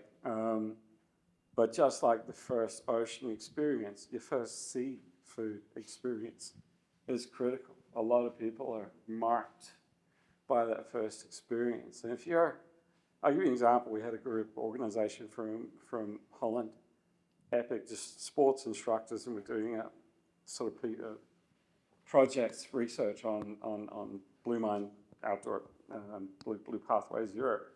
And one of the things we did, we had them paddle Molly on kayaks on that 3-meter swell that came through, and these guys are really strong in the water. And then they got on the boat, and they basically just got the feathers out and brought in a whole lot of mackerel. They got to go out to Molly Head, do all these different things. Catching the fish, coming home and eating it was their highlight of the day. So if it's a good first experience, you can very quickly change perception, and then it's that notion of otherness. Once you break that first barrier, it's very easy then for it to have a multiplier effect. So I'm an optimist in that regard.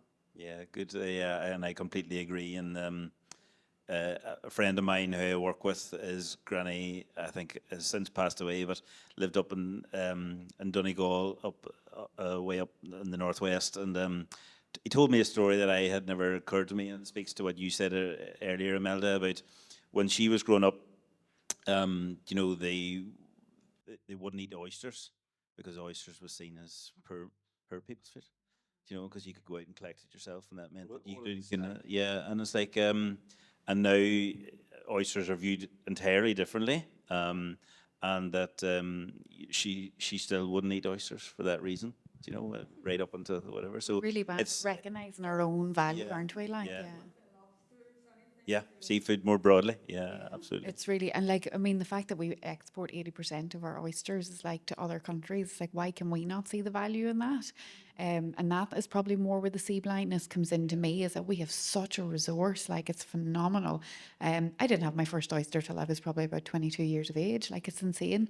And it's such a shame that we don't recognize not just the economic importance of it, but the heritage and the intrinsic, linked and connection to the sea, Yeah, the culture and heritage part is very important. So, well, there was a question from Alan Mulrooney, who's the CEO of the Western Development Commission, Imelda, and he was keen, because he grew up here in Strandhill, I believe, so he was keen to contribute, although he couldn't make it today. So he wanted to pose this question, and it kind of speaks to what the conversation that we've had. So as someone, this is from Alan now, so as someone who grew up in Strandhill, we hear a lot about the opportunities with the blue economy, from tourism, recreation to marine innovation and renewable energy. What would success look like for a place like Strandhill over the next 20 years? And to what we've been talking about, how do we ensure that local communities see those social and economic benefits from that growth or vision? Anyone got any thoughts there? It's a difficult one. I It's a think difficult it one. depends on the lens, doesn't it? Because you would look at like success from a biodiversity Gillespie Brown loop would be looped at like just like no access and complete recovery. But Well, not no access because it's a fantastically beloved area, but success from a biodiversity perspective, taking into account Glasgow would be you'd walk along there, you'd have healthy dunes, you'd have amazing floristic value and herbals and growing everywhere, and a bit like when you walk through Lurgabrack and Donegal, that you'd have that same. You wouldn't feel like it's about to be lost. That you'd have your ground nesting birds, you'd have skylark in the air, you'd have your meadow pipits, you'd have what should be a protected area in Europe because of its habitat value, and that I suppose, and that's just taking into account Glasgow Brown. If we look at the whole coastline along, and I guess that we would look at sand dunes the way we should look at reed beds and mangroves, that they're this natural flood protection, and they will evolve and they will change, and they're dynamic systems, as we'll hear so much from people like Dr. Kevin Lynch, but that we look at them as something to, as opposed to sea blindness, I think it's that we work with the ocean, and obviously there are things we need to do. We have homes and settlements and villages we have to protect, but that beyond that, we look to work with the ocean and recognise it as providing that great, especially with climate change, increased storm and flood events, that we look to it as that great sea defence that's there, and we protect it, and whether that's ensuring that we manage how we walk on it, we manage how we visit it, and we just look at it through that lens, that it's there to shelter us and protect us. That would be a big thing. Mm-hmm. They're not what you're saying, but also have something to do with careful. So Yeah. at the same time. Yeah. When we worked in Borneo for 10 years, so we were heavily involved in a lot of sustainable and responsible tourism programs there. And at the core of it was getting the community to see that this animal is important because people are coming here to see it. So the community, if you protect it and work with us on this, then the tourists will come, the tourists will bring money, and you will be able to get, maybe build a business from tourism. And when we're talking about sustainable and responsible tourism, it also has to be that the community gets a benefit from the tourism as well, through the programs that you're talking about. So, for example, maybe further in other places in Ireland, people go out to the island to see all the wildlife there. It's a tour bus from Dublin coming over, and everything goes to that company. Yeah. Whereas responsible, sustainable tourism for this area, for Strandhill, would be the community benefits because, for example, it would be a surf school that takes it, would be like somewhere like Shells that provides the catering. So the money actually goes back into that community and not to some corporation halfway across the country. And then you have a real goal to protect it. And Cat and I were talking about this last week, and I was saying about going to Borneo, going to see wild orangutan, and they're phenomenal creatures, just so threatened. And then the local village, about 5 miles away, there was a huge amount of gravel mining, so there was gravel in the air and gravel in the water, and the people that we stayed with didn't know there were orangutans 5 miles away, so it was never going to be in their interest to protect them. The money was coming from gravel, and that's where the loop is broken. And to paraphrase Easkey's book, Ebb and Flow, I think that's maybe how we protect nature as well, that there are times and seasons and years that we have more access, and then where we ebb back and we have places where we allow it to recover, that we maybe build in that sort of a seasonal and maybe changing ways that we look at it and approach it. Yeah, getting that balance is difficult but important. So I just have one. So we have a couple of minutes left. So just one final question for each of you. So the theme today has been about marine identity and Atlantic horizons. So we'll finish by looking forward with optimism, and there has been a good bit of optimism in the conversation already, which is great. Love to see it.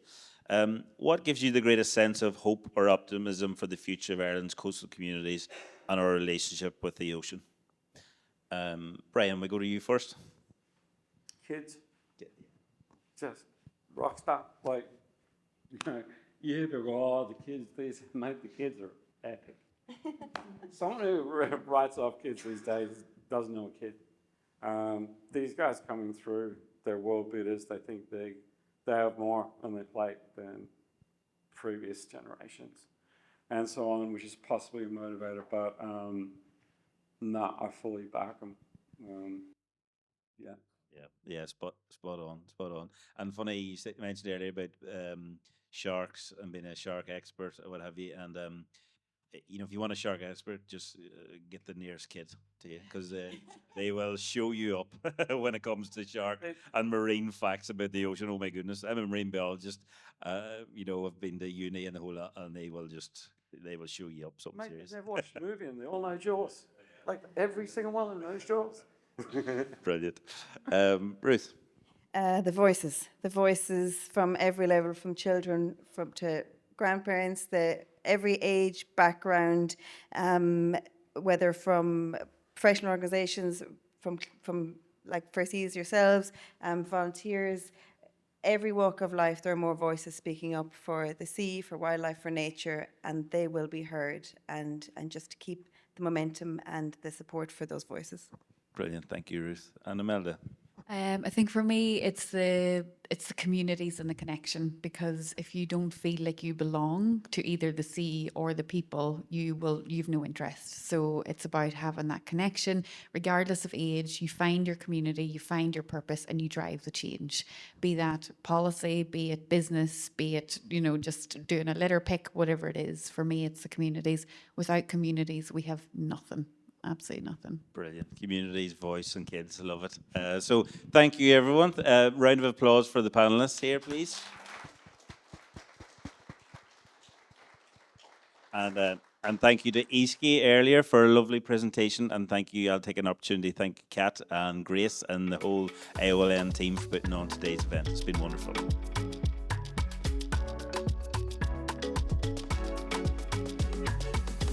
Welcome back. Okay, if we're ready, I'd like to start the second part of the day. And we're going to start with a fantastic discussion from Patrick Cassidy from Liquid Therapy, and he's going to tell us about one of their new European projects. So, over to Patrick. Hi guys, Patrick here, as I said, working with Liquid Therapy. Bit of background on me. I'm a surf instructor, adaptive surf instructor, and a surfer from about 10 years of age. I'm working currently, it's the project officer on a project, the iSurf Atlantic project. It's an Interreg project, and I'm just looking to tell you a little bit of information about the project, and I'll try and not bore you too much. Okay, so the project it's basically the first sustainable and inclusive transnational surf tourism route across the Atlantic area. We're working with Portugal, Spain, France, and Ireland. There's a total of 9 partners within the project.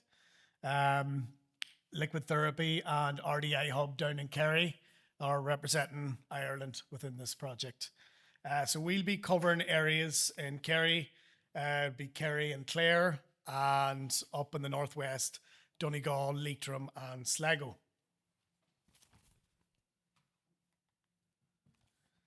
So what is it we're doing? As a whole, the aim is to map out the unique kind of surf Atlantic route, and we're linking all the surf spots along the Atlantic area coastline. So that's basically linking up the surf spots here in the northwest, down in the south of Ireland, with France, Spain, and Portugal, with all their kind of mainstream surf spots as well. We're also working on breaking down the barriers. The aim is just to make the coast more accessible to adaptive surfing. And we're doing that through just having better infrastructure, expanding adaptive surfing in the areas, and expanding the adaptive surfing skills within the instructors and surf schools. And the idea is, like what we do with Liquid here, is just ensuring that there are no barriers or reducing them barriers for people, and so everybody can access the ocean. Finally, what we're going to do once we complete the project, we're building and sharing a blueprint, and that's from a sustainability and accessibility point of view, and that'll be shared hopefully with the rest of the world.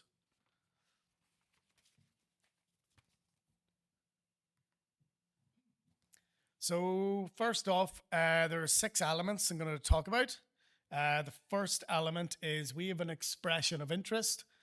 So this is the QR code, and basically what that'll do is bring you into basically a form.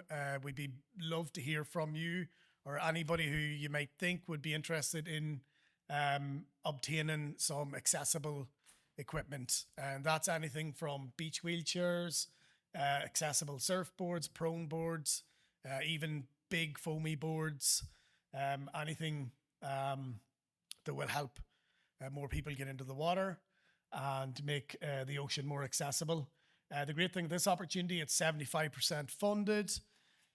So yeah, you get pretty good value for your money. So if anybody is interested in that, you can just get the QR code from myself up here, or you can pick it up from the slide.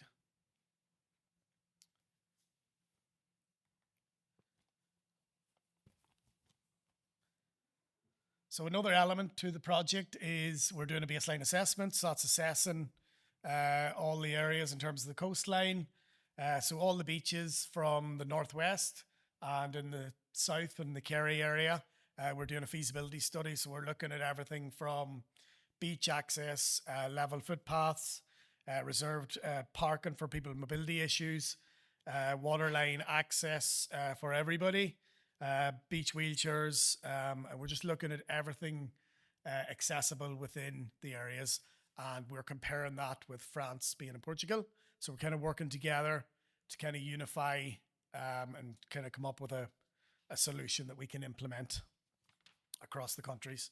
And I suppose the idea behind this is it's a little bit of harmonization between Ireland, Portugal, Spain and France, but at the same time we're still keeping the core the core heritage of each country within that. The information that's gathered from this, that'll be going into one of our apps that's been created. It's a map for accessibility app, and that's basically information that'll it'll go into the pockets of anybody who's got a mobile phone, and that'll just provide kind of the accessibility information to anybody who comes to the area. From a sustainability point of view, we're looking at kind of eco-transport, anything from bike routes, the hire centres, any kind of eco-transport links or bus systems, eco-accommodation, water-saving systems, circular economies, bins, water refill stations. We're just looking at the whole kind of package. I'm just looking at it kind of what is here and kind of what is the gold standard for Europe.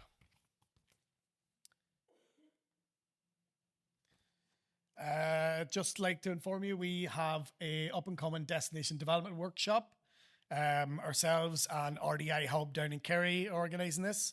It's an online event. We're delighted that Easkey's going to be the keynote speaker, which will be amazing. And we have panelist discussions as well on basically on the discussion on the growth and how we want the Atlantic route to grow.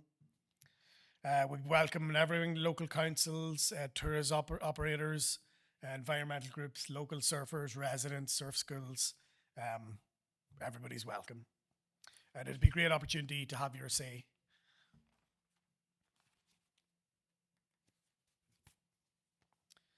Another element of the project, and I'm heavily involved in this, we're developing, it's a co-designed training package for adaptive surfing. This is going to be implemented in all 4 countries. It's the curriculum essentially is in the process of being designed and almost designed. And that's going to feed into a train the trainer style kind of cascading dissemination of knowledge. And the idea is that we spread that knowledge that we've gained for years, I suppose, with all our partners in Europe. Personally, I kind of highly value surf coaches, value the knowledge, the experience, the skills, the passion. And that's why I do think it is important that we empower surf coaches with this knowledge, just to kind of we can give all-round solutions and get more people into the water. Liquid therapy, we'll be launching our adaptive surf training program for professionals. So over the next 2 years, we'll be rolling out the training for 10 surf instructors per year.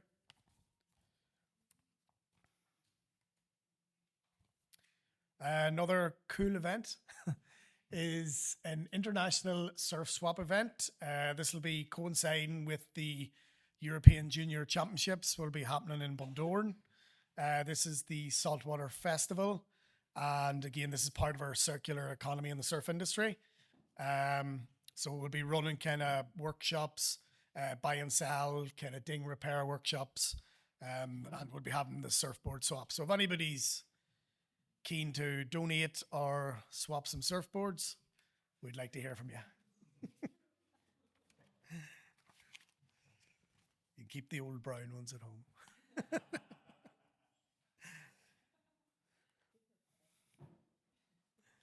And lastly, as I mentioned before, map for accessibility, the digital technology rolling out the project.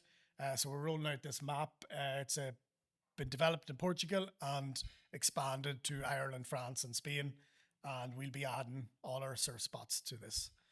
So anybody with any accessible kind of requirements can come to the area, look at the map, and see how we stand accessibly rating. Another part, Tom's working heavily on this, the VR experience. So this will be a VR experience. The option for an individual to have a big wave session, a barrel session, and a mellow blue space cam surf session. All right. And that's it. Thank you very much. Thanks for your time, guys.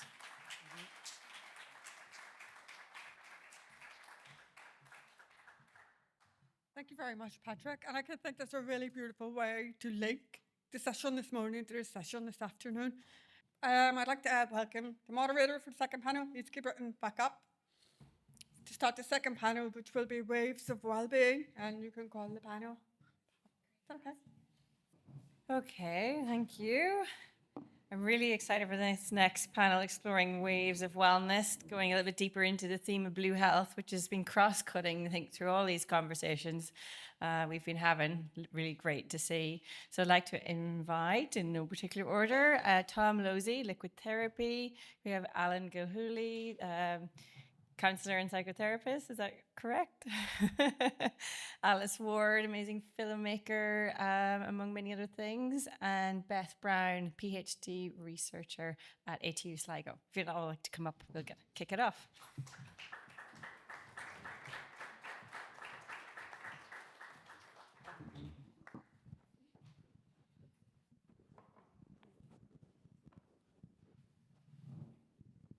Thanks, everyone. I just thought, by way of, rather than me reading out your bios, which everyone should have received as well, could we begin just by sharing for a few minutes a little bit about who you are, but in particular when the ocean became a part of who you are, so that marine identity kind of piece, and then how your work perhaps connects, how you see it connecting to blue health. That'd be great to hear. Beth, do you want to go first? Yeah, of course. Thank you, Easkey. So I've grown up near the sea, obviously not from Sligo, but grew up near the sea in the south of England, and that was always somewhere that I spent all my free time. It was a thing we were very connected with as a family, as friends, what we'd spend our time doing. Always got in the water through dipping and these sorts of activities. People around me were surfing, there's a bit of surf down there. And it was only when I moved away, I realized how much the sea was part of my own identity and how much I needed it. Because I went to university in the middle of the country. I got there, I went up a hill, and I was like, hang on a second, I can't see the sea here. As privileged as that sounds, I was like, it wasn't there all of a sudden. And that's only when I realized how much I felt it, relied on it, saw it on a daily basis. It was only then. And at that point, I was like, I need to find some water. Then I relied on the rivers and things like that. And then eventually, I've ended up back near the sea here in Sligo, and it is a relief to be back in a coastal place, in a coastal community. And that's what brought me here. So I'm doing a PhD at ATU, and my work is looking at how water pollution affects the water sports community here in Sligo.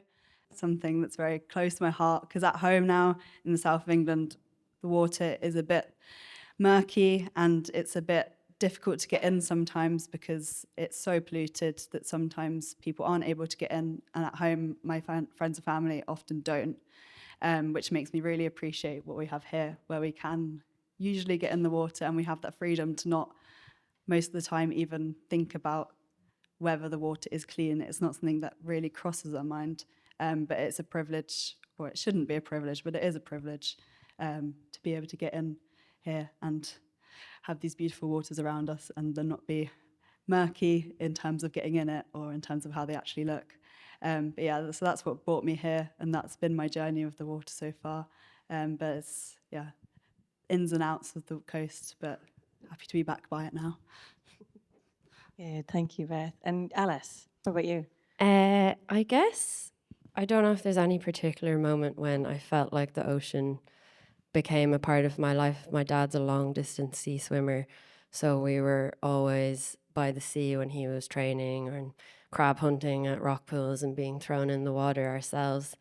And I'm from Dublin originally, and I wound up in Sligo nearly 10 years ago. I came to Strandhill for a surf intervarsity event when I was maybe 19, and I was like, Strandhill's cool. And the second time I ever visited Sligo was to view a house to rent.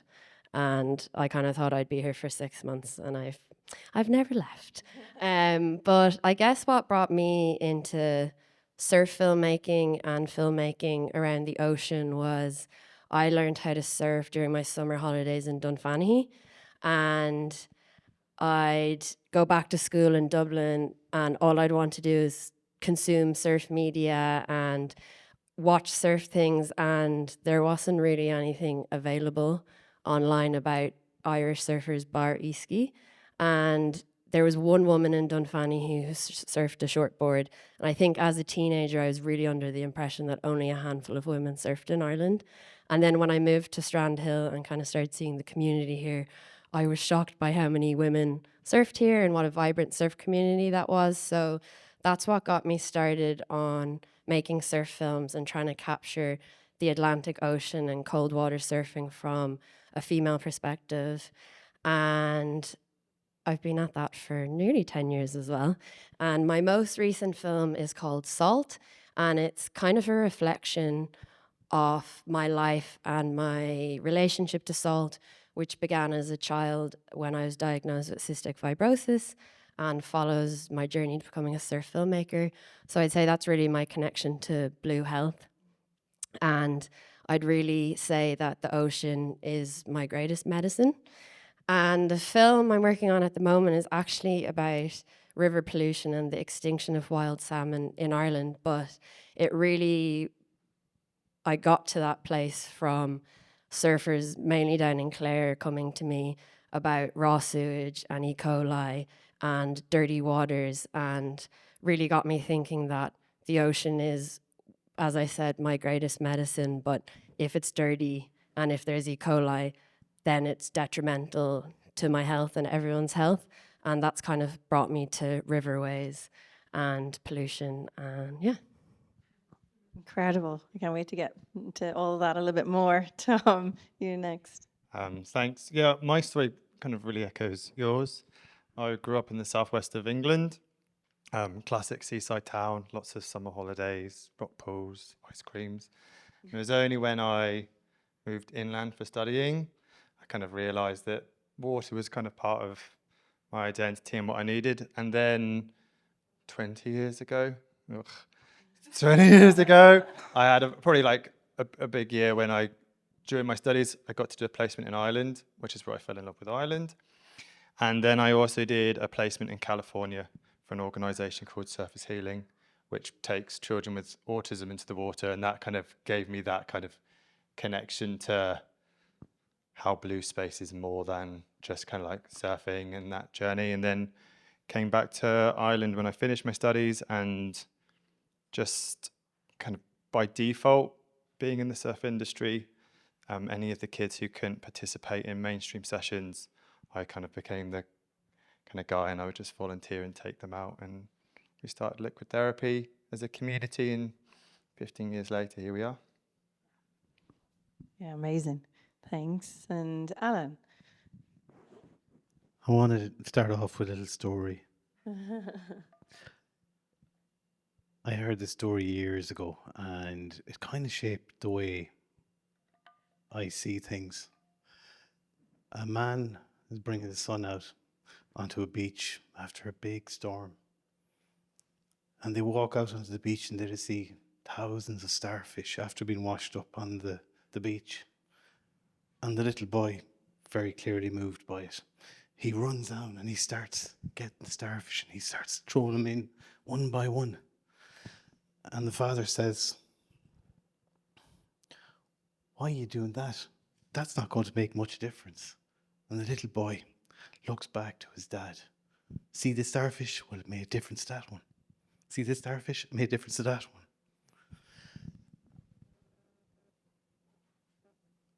I suppose there's lots in that story, but I suppose one of the things I took from that is that when we want to make a change, sometimes we can get overwhelmed with what we see in front of us. But I think sometimes it's about just taking those small little steps. And I mean, we're a collective here today, not a huge crowd or anything like that, but you know, I've listened to an awful lot of people here today and listened to all your experiences. Some of you are very much involved in the sea. Some of you are kind of dipping their toes in, excuse the pun. And, you know, when I'm thinking about, I got this email off Blaheen Sweeney a couple of weeks back asking if I might go on in her stead because she wasn't able to be here today. And I thought to myself, I wonder how many people she rang or got in touch with before she got to me. And genuinely I did, because I was thinking to myself, what have I got to say about the sea? I grew up in Leitrim, South Leitrim, so we're practically like Midlands. Even though we do have the shortest coastline in the country. But I thought to myself, if you were to look over my left shoulder here, you can see my house. It's over there in screen, just underneath the shadow of that great big mountain. In the last 6 months, I've been on my local beach, which is 1 kilometre from my house. Once. Just once. And I've heard the term sea blind and all that kind of wonderful stuff. And I think, God, am I a hypocrite? Here I am living beside the sea. And now I'm going to be coming and talking to people about, you know, the sea and, you know, what that means to me. And oftentimes, sometimes I just forget it's nearly there. But it's not that I forget it's there. It's just that it's there and I take it for granted, maybe. But I also know that when I look out my bedroom window, I look over here. And I can see the bay here and parts of Strandhill. And that somewhere is in there already without me being consciously aware of it. I think that's something about the communities that live by the sea. So, Alan is my name. As I said, I'm from Leitrim. Spent 20 years up in Dublin. And then I moved back up here to the northwest. Not to be landlocked in Leitrim, but to be somewhere close to the sea, because that's kind of where I found myself gravitating a lot. And I suppose what I do now is I am a director of a counselling service in Sligo. We have one place in Sligo town. I have another place further down the coast near Enniscrone. And I create space for therapists that are honing their skills, that are literally coming out of college with theory in their head. And what I try and get them to do is to remember that it's not just about the head, that it's about all the rest of the body as well. One of my favorite philosophers, some of you might have heard from John Moriarty. And I love John Moriarty because he had this lovely, almost bohemian kind of wildness to him. And he talked a lot about the wildness. And I think that's what he said a lot of times we forget, is the wildness. And we're in the wild Atlantic way here. But it's amazing how sometimes our heads get caught up in the day-to-day stuff and we forget about the wild that's around us. So I don't know what I'm going to be able to offer by way of talk today. But that's just a small little introduction. I love it. I think we'll come back to that need for inner rewilding as much as the outer in a moment. Thank you so much, Alan. And just going back to you, Beth, looking a bit more at a relationship with water, and through your research, you've been listening to people who perhaps know these waters intimately, and I just wonder what you've discovered in terms of what role the ocean plays in their lives, and perhaps maybe what even surprised you the most in what's been coming out of the work you've been doing. Tell us a bit more. Yeah, so when I first moved here and I came here and I didn't know anyone or know anything about the place, I felt like it made sense to begin by speaking to the people that do, as an outsider, which isn't an approach that is very common in research because it's very hard to do it. Like logistically, it's hard to be like, can you give me funding to find out what I'm going to do? But luckily I was able to do this. But I started off by speaking to people in Sligo, asking them about their relationship with water, anything that they felt was a need for them, their relationship with water pollution. Was this something that was a problem for them? Did this happen here? All of these questions, because I didn't know the answers to these and I wanted to listen to them first. And that's also something that I really value as a research approach, like listening to the local perspectives and using that as a method of data collection. So listening to these stories and using stories as data, because it is just as valuable as the empirical data. So yeah, when I first had these conversations with people, it was very clear that like people were living in this coastal community, but just as you were saying, Alan, like sometimes people, when I asked them what their relationship with water or the coast was, they kind of looked at me like I was an idiot. They were like, what do you mean? What is my relationship? Like it was such an innate thing to them that they didn't know how to even elicit it in words, or they were confused by what I was asking them or thought it sounded silly. And then they'd then go into like speaking about telling me stories. They wouldn't give me, a sentence response. They'd tell me a story about something from childhood or something that happened, or something their parents did, like their parents couldn't swim, things like this, or a story about the eels in Loch Gill and being able to pick them up by masses as kids, all of these tales, and also stories that weren't as positive, things about drownings and people they remember drowning as kids. So it was a very diverse relationship, and everyone had an individual relationship, but across all of these stories there were like core themes that came out from them, and I think the first one was this innate connection, like the struggle to put it into words, but there was clearly a deep emotional care, and some people even showed a very emotional response to the questions I was asking them, which that surprised me. I didn't expect this sort of response from quite a surface level conversation with people. I wasn't really prepared for that, but it was lovely to see at the same time that people really did care about the water. These people that were in it all the time, like the people I was speaking to were mostly water sports users, but then also other people that have other connections to the water. So it was perspectives from dragon boaters, from surfers, from swimmers, dippers, rowers, kayakers, and then other people involved in water management. Although when I got to identifying my stakeholders, it was often hard to separate the people that used the water and the people that were involved in it professionally, because these things are often, as we see today, very interlinked. Like if someone does one, they likely do the other, or have some other connection to it. But yeah, there was this deep care and emotional response, and not one sentence that one person could provide me with when I asked them this question. There was also this respect that has come up a few times already. Like respect is a key value and a key response that we have to the ocean, because of its dynamic nature. It's never consistent, it's not reliable in that way, but I think that's the core thing that people really enjoyed about it. Like they always received the same thing, but it was never the same when they went to it.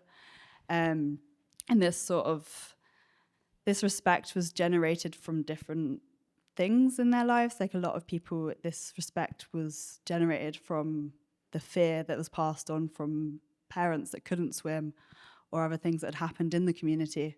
So a few drownings at Strandhill that came up time and time again, but it was just, this had happened a while ago, but people were still telling me the same stories.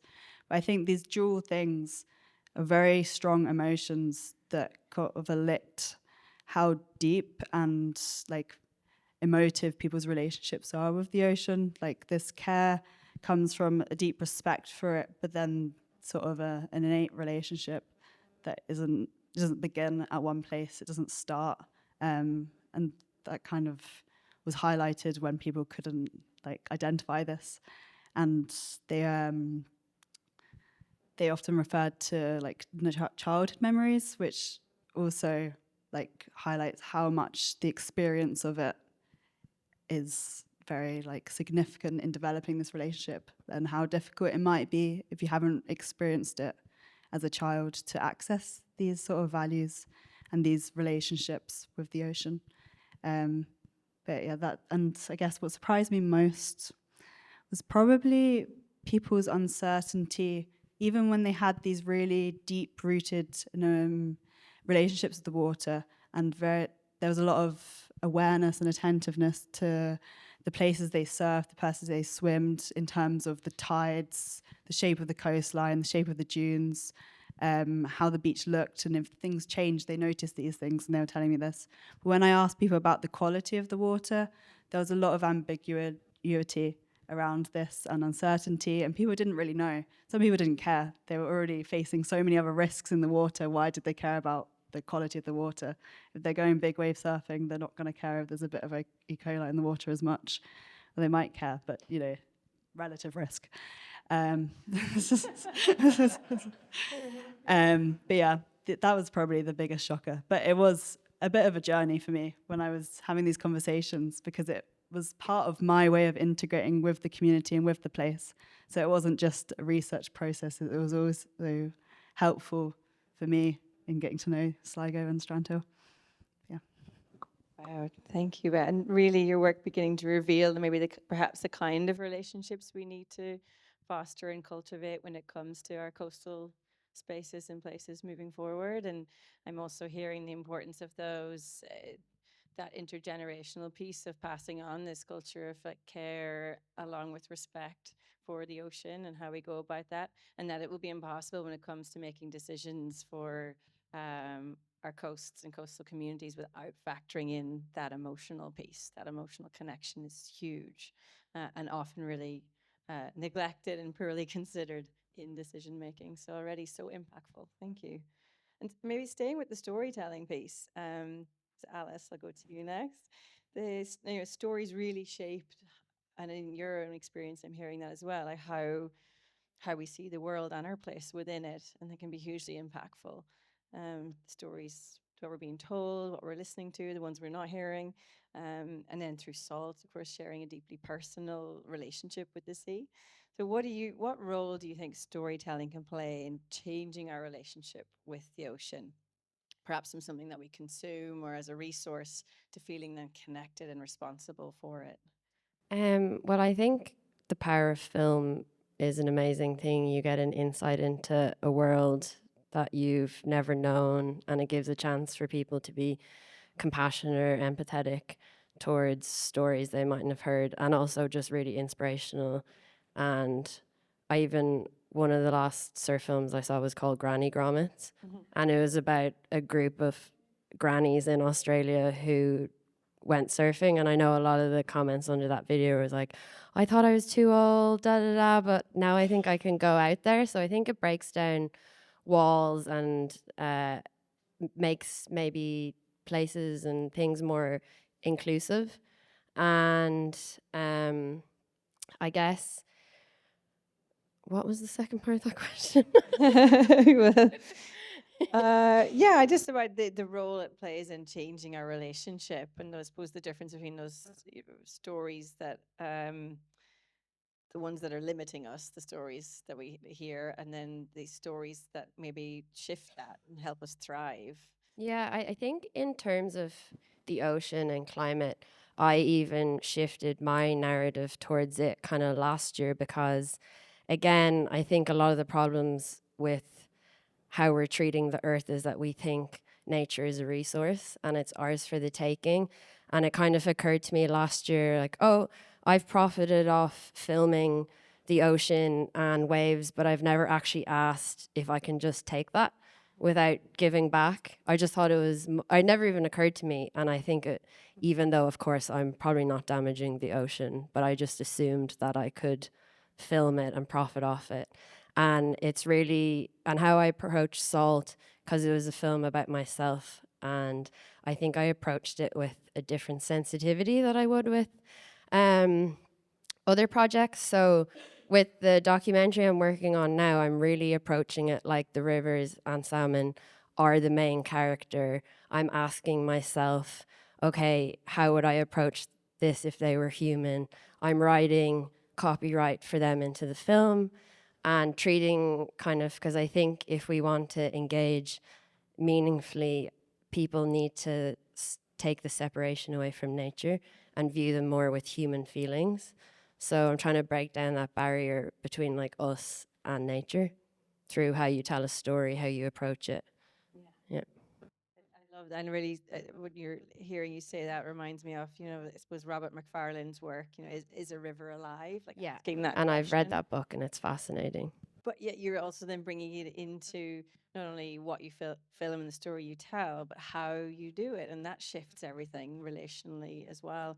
Really kind of tapping into that bigger global movement that's happening around the rights for nature, happening a lot, especially with water bodies and rivers, and even in the UK, just in the last week, a river being recognised and given the same rights as I suppose a non-human entity, but recognising its aliveness. So I'm so excited for this project. Stay tuned, and so needed. Thank you, Alice. Tom, I'll come to you, and Alan as well, shifting a little into more that ocean therapy piece. So liquid therapy is truly transformed countless lives through connection with the ocean, but also community and play. I'm just curious what the participants and families you've worked with, I suppose what they taught you about what people are really seeking through surf therapy. And then a follow-up will be, what does that tell us about the wider health and social systems we have? So what have you learned from them that they're really seeking? And then what's perhaps that telling us about the world we're in? Yeah, for me, like what I've learned over the years, like life's a tapestry, and it's so personal to so many people. So Liquid's mission is to remove the barriers, and it's to work with people who cannot or who struggle to participate in mainstream opportunity. And it started with kids on the spectrum, and then it started with a group to like older kids, and then we looked at adaptive, and then we looked at well-being, and then we've looked at education, and it just has shown us that, everybody's individual, and it's about being able to have time and the resources to listen to those individualities and address them, which are two things that we're quite poor on, aren't we? We're poor on time, and everybody wants more funding to do things. But it's something that it's how we started, the one-to-one nature of supporting an individual, but we kind of grew to understand that actually some people need more than that. In some cases, they need 4 people to help them get into the ocean. But as we've grown and has learned as an organisation, we've also been able to zoom out a little bit. So it's gone from looking at the individual who needs all those barriers removed to like, actually, let's work with their siblings too, because so often a service is either for somebody with a disability or for mainstream kids. And then even more recently, we've been able to zoom out even further, and we recognise that actually you're bringing parents and carers. You're not just providing respite. They're not just sat in a waiting room on their phone. You're bringing them to the beach, which is a place that a lot of families might not give themselves permission to go to if they're just firefighting. They're not like, all right, kids, we don't, how do we get through this week? How do we get through today? Let's drop everything and go to the beach. So we're kind of giving them that permission. We're not quite there yet, able to fully engage the parents, but we know that they're seeing their kids thrive, get attention, succeeding. They're seeing their siblings in a shared activity, in an environment that is so many core memories to all of us, It's interesting what you said about like Leitrim. It's like, I thought all the families on the coast would be like all over us. And actually it's the families that are 90 minutes away or 60 minutes inland that are like super hot for kind of getting to the coast.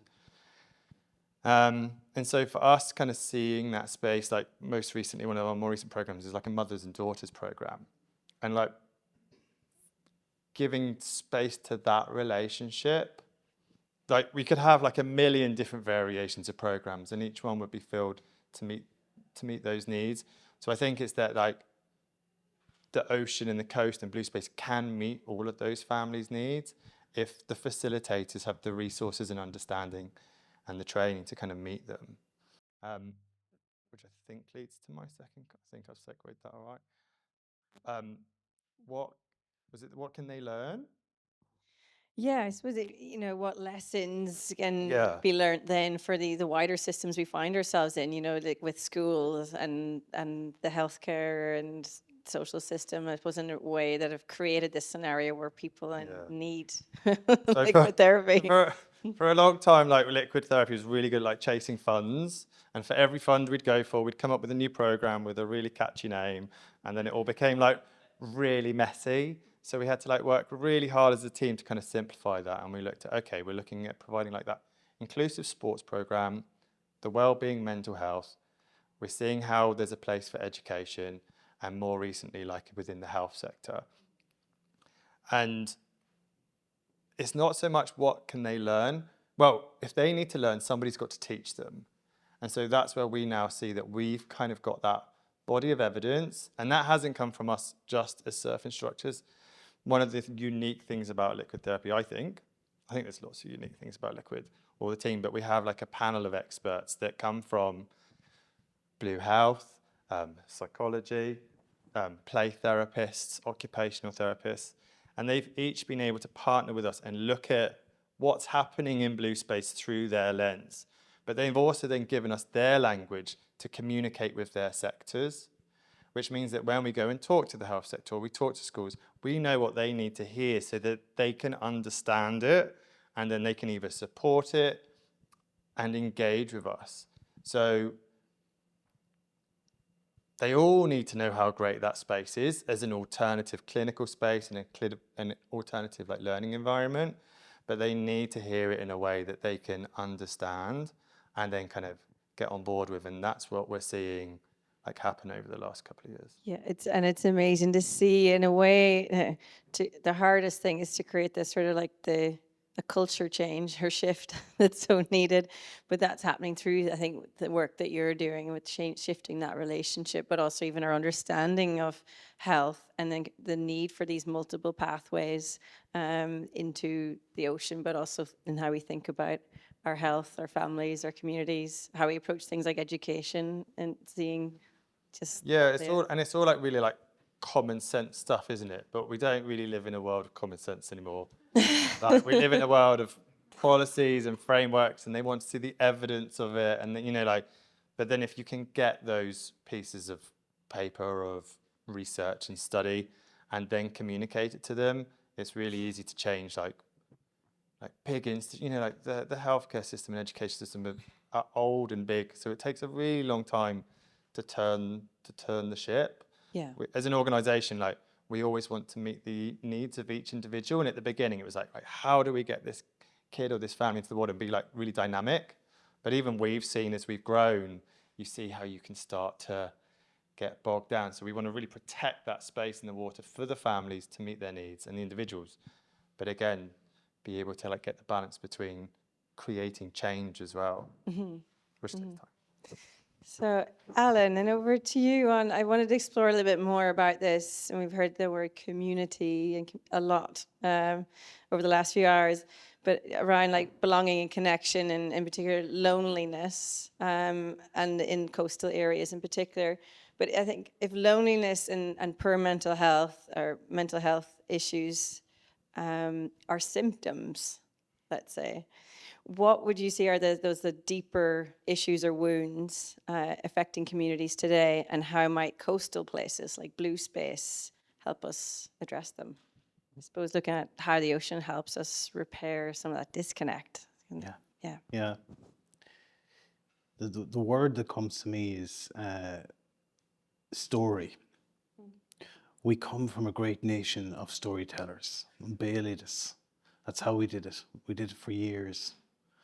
But also, I think it's in the translation of those stories. See, I could tell you a story, and there's a room full of about 30 people here or so. And if I was asked each of you to recount a story, you'd all give me about 30 different versions of that story. You've kind of talked about it here, everyone here, about, I suppose, what people interpret. And, you know, the idea of, if you've heard the word hermeneutics, I studied theology as my first degree. Nearly became a priest, but I got better. And but I one of the things that in those studies we learned about was about hearing, and how sometimes we hear what we want to hear and we translate according to our own experience.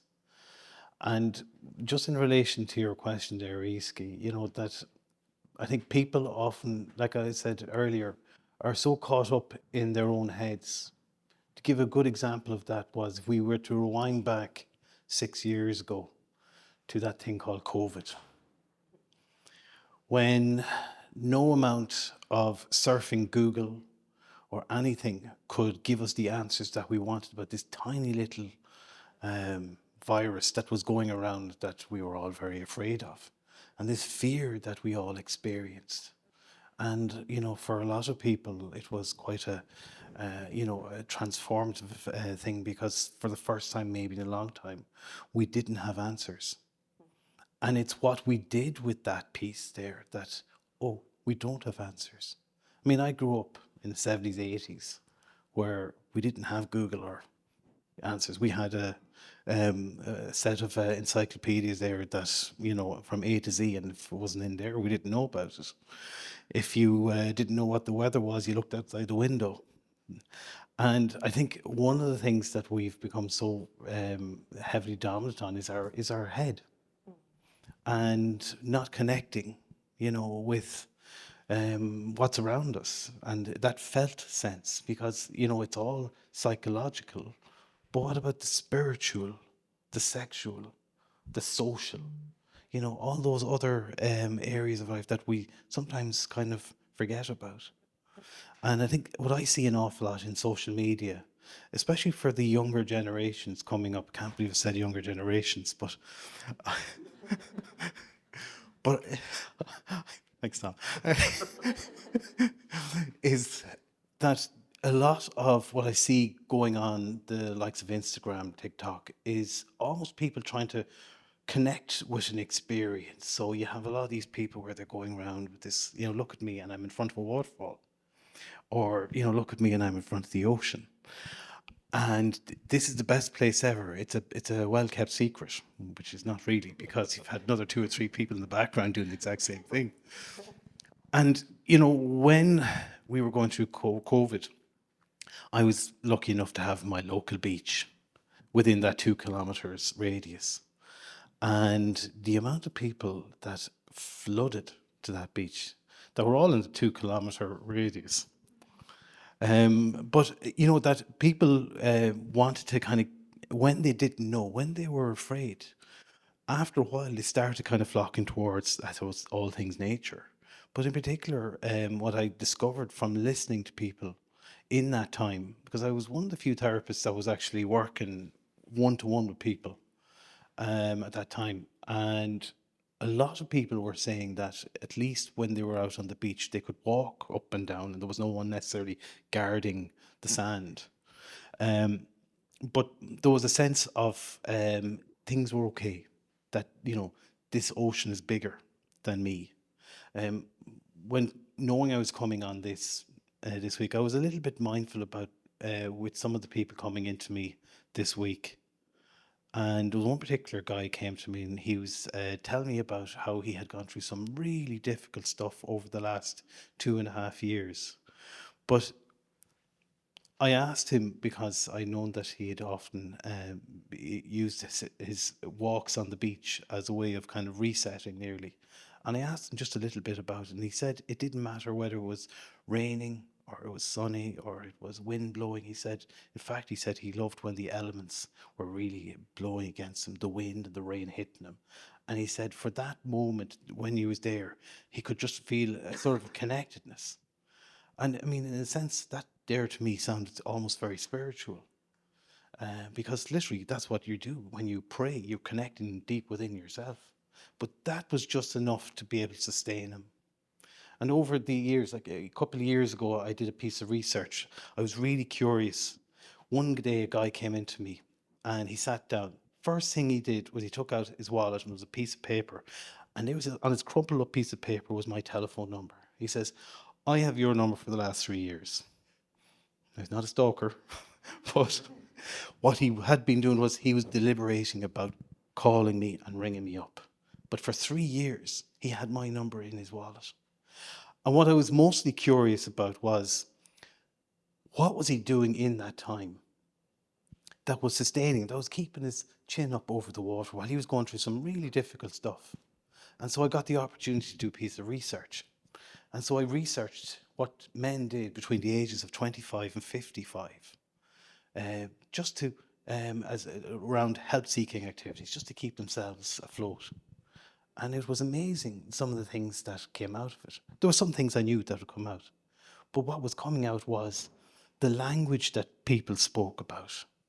They didn't necessarily speak directly about what helped them, but they spoke in metaphor and this kind of lovely kind of richness of language. And, you know, there was some amazing wisdom that came out. But I suppose essentially what was coming through that was that by being connected to either someone in a relationship or being part of something, like the nature connection, that seems to sustain people an awful lot. And I just one last thing I want to say about this, because in the midst of doing that research, took me 2 years, I also found myself doing a thing with a surf company going over to Portugal for a week. And when I was over there, I had this quite amazing experience of being amongst a group of complete strangers. And we literally, we went around to the different beaches on surf safari. This is me, Alan, the surfer dude, which is more like a person with a surfboard that swims. But I didn't actually feel like, you know, an imposter here, because even though I spent most of the time sitting at the beach talking to people, I found what I was doing was I was actually doing this kind of ad hoc research. Now, I couldn't really add this into my research I was doing at the time, but what I found was this lovely fraternity, this lovely kind of a sense of almost acceptance. And it was almost like I kind of found a tribe here. And you know, I had thought that, you know, this was kind of the surfing community was a bit like the, you know, the old, that film there, Point Break, where, you know, you get in the surfer tribe and they cut your thing and off you go, you know. It wasn't anything like that at all. And I enjoyed it so much. I went back the second year, but this time I went back with a different kind of a head on me, and I was kind of going with a little focus. And I told people that I was kind of interested, and the amount of people, both men and women of all ages, sat with me on the beach as they talked to me about their experience of their life and what the sea meant to them. And they were really willing to do it. There was a lovely richness in their storytelling. You know, I didn't have to be out in the waves talking to them, but there was something different about it. And I think that's what I really found within that surfing community. And I think that's, you know, today what I'm really finding, that there's a connection here. That you know, there's something special about surfing. You know, you don't have to be, you know, a particularly good surfer. I think sometimes just throwing the board under the arm, if you can get it, because it's quite a big board. But just, you know, literally almost showing up on the beach itself is sometimes enough. Have I answered your question? Yeah, well, just in terms, I'll try and feed back a bit, because there's so much in that and that really resonates, but really hearing, again, maybe ocean as teacher, how it can help us also just be with the uncertainty and the importance of just maybe even sitting with that in a way that also brings us back into our bodies, so that enough, even just so that we notice that we are breathing, enough to keep our heads above water.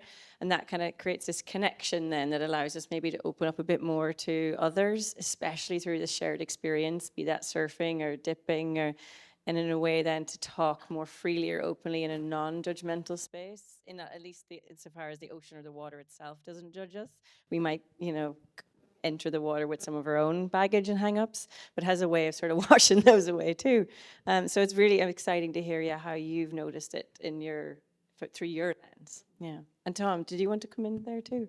Yeah, no, I was just going to say, like, everything you were saying there just lands that, like, we use surfing, but it's so often the surfboard's the last thing we use, and whether it's sandcastles or sitting on the beach, and being that next to each other rather than facing each other and looking to the horizon just opens up. Yeah, it's just like, yeah, that was cool. Brilliant, thanks. Maybe now for also, we have time for questions from the audience. I maybe just have one or two I'd like to ask of all the panel, and then it'd be great to kind of open up this discussion. I feel like it's landing in different ways for different people in the room. It'd be great to get some of your perspectives.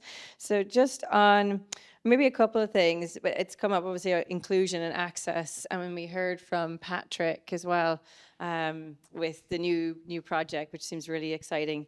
But I just have a question on that too, around access to blue spaces, and in particular being here in Strandhill, and that being like, you know, physically, literally an issue, accessing, getting into the water safely on a beach that's considered unswimmable with no lifeguards.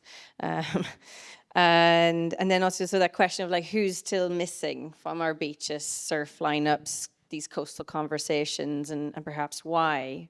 What would a truly inclusive sort of ocean culture, ocean community look like? Well, I think from a surf perspective and also a filming perspective, the Irish surf culture is still predominantly white men and then women kind of secondary to that. And actually I was approached a few years ago by a casting agency who were making an ad, and they approached me being like, oh, do you know any people of color who surf that we can cast in the ad? And I said, I actually don't, because that's not something you often see. So I think there's a lot more space and opportunity to make it more inclusive in that sense. And I think also bridging the gap, there's probably loads of school programs that come surfing and refugee programs, but it's bridging the gap of one, teaching them how to surf, but then also when they get to the stage of owning their own surfboard and coming down to the beach by themselves and becoming a part of the surf community. So yeah, so that how do you overcoming that the shadow side of that tribalism piece, which can actually also be exclusionary. Yeah. Beth? I guess for me, it's more from who we're including in research around the water as to opposed to who can like actually access it. But access was definitely a thing that came up when I was speaking to people. But I think when we're doing research, there's only certain types of knowledge or people that are considered like the people that are being included in research, or the voices that are being included are often not the local communities, or it's often done in quite a tokenistic way. So it's about, for me, trying to go past just ticking a box by involving people in research and going further to trying to benefit them with the research you're doing, and working out how to do that without like romanticizing what you're doing or saying you're doing something that you're not, making sure you're actually letting people that are experiencing a problem like water pollution lead the research and make some decisions. It's very hard to do, but by talking about it and thinking about it, it helps us move towards research that is more ethical or prioritizing local people, local knowledge, those people that are actually being affected by the problems in our coasts and in our water environments. Yeah, and of course, and then what does the ocean mean to you? Meaning so many different things to different people, and how much more we'd benefit even through that research lens, in particular, from the diversity of perspectives of like who's doing the research, who's been included in it, the voices that we're listening to. Ruth said earlier. Yeah, what about Tom, Alan? Yeah, I think like when you said white middle class men as well, isn't it? It's middle class sport as well. So I think what's really cool is we live in a really special country, that are, we're really connected.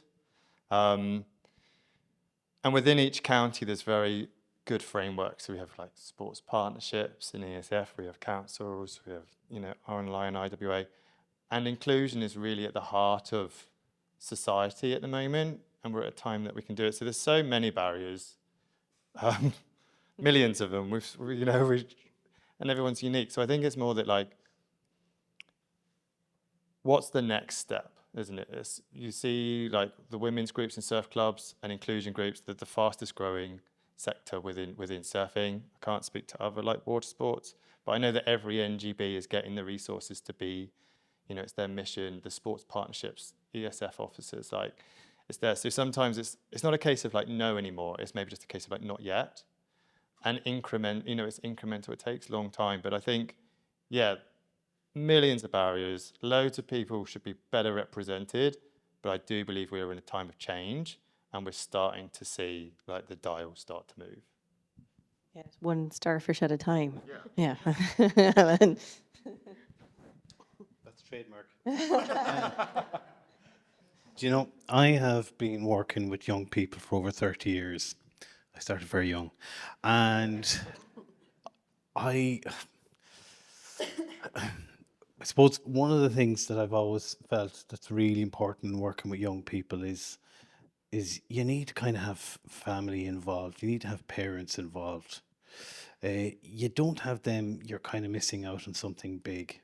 That wasn't something that was taught to me by any book or anything like that. That was my mother when we were having an Irish club back in Leitrim, and we had a great guy that came in and he involved parents for the first 2 years. He went and left, and then this other guy came in and he didn't involve parents, and within a year or two the club had ceased.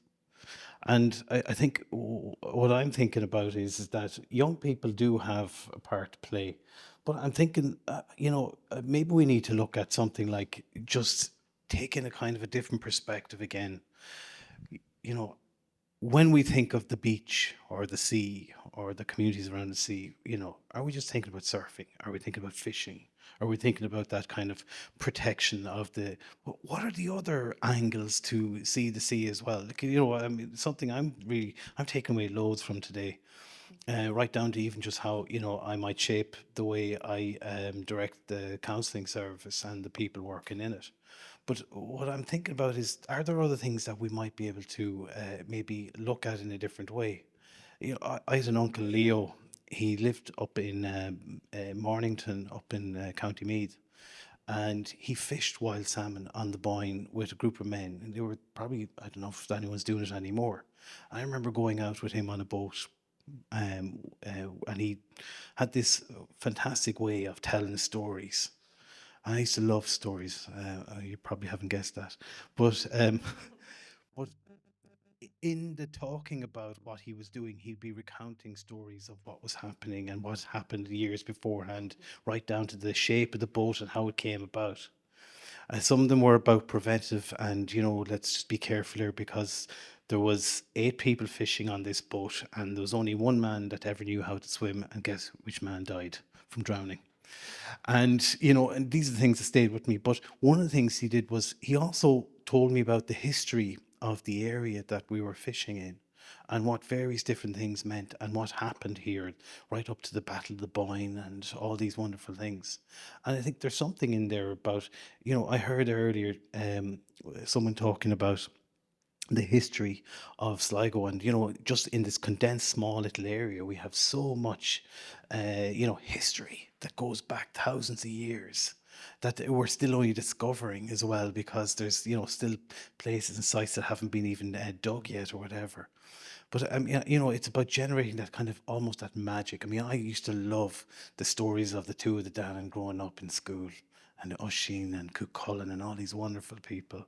And, you know, and even sometimes even the Bible as well, because this guy, Jesus, he kind of had a sort of a right idea about, you know, all you need is love. There was another guy that had that idea too, John Lennon, but he was crucified a different way. But, you know, I suppose, but it's maybe it's about looking at that narrative, as someone mentioned earlier, and maybe do we need to just maybe have a look at it from a different angle as well? Not saying not to include what we're talking about here today, but I just wonder, is there anything other that we can be a bit creative about? that might maybe, then create a different conversation and maybe engage. Well, maybe on that, my kind of final question before I'll put it to the audience is, if you were tasked and so with designing this healthier coastal community for future generations, what would you prioritize? I mean, not just for like individual well-being, but for this belonging and connection and even collective resilience that we've been talking about. So what would you prioritize if you could wave your magic wand?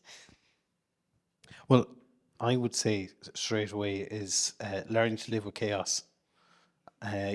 People talk about resilience, but I'd like to call it more like living with chaos. You look out there, there's no one wave the same as the other.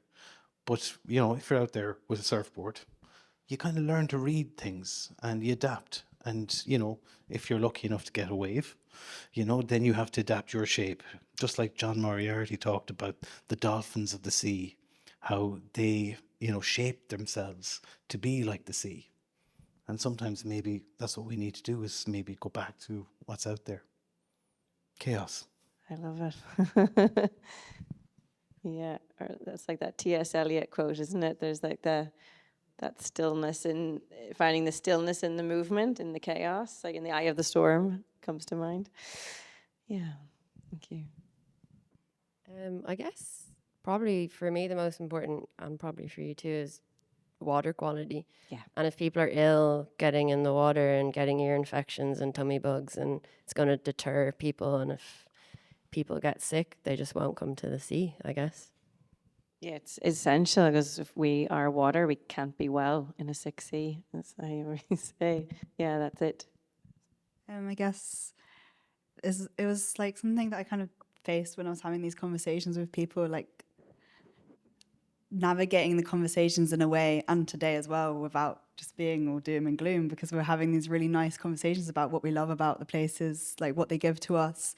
And then like they're obviously complicated by thinking about how they might not be as good, and maybe people aren't experiencing them as being polluted yet. And then adding this to the mix feels like you're just dampening their like lovely vision of this blue space. And it's like any environmental problem, or having these conversations is difficult, and doing it in a way that is productive and not just completely or negative is difficult to do. But I think today we've spoken in a way through stories, through our emotional connection, looking at the past, the future, in a way that is optimistic and realistic at the same time.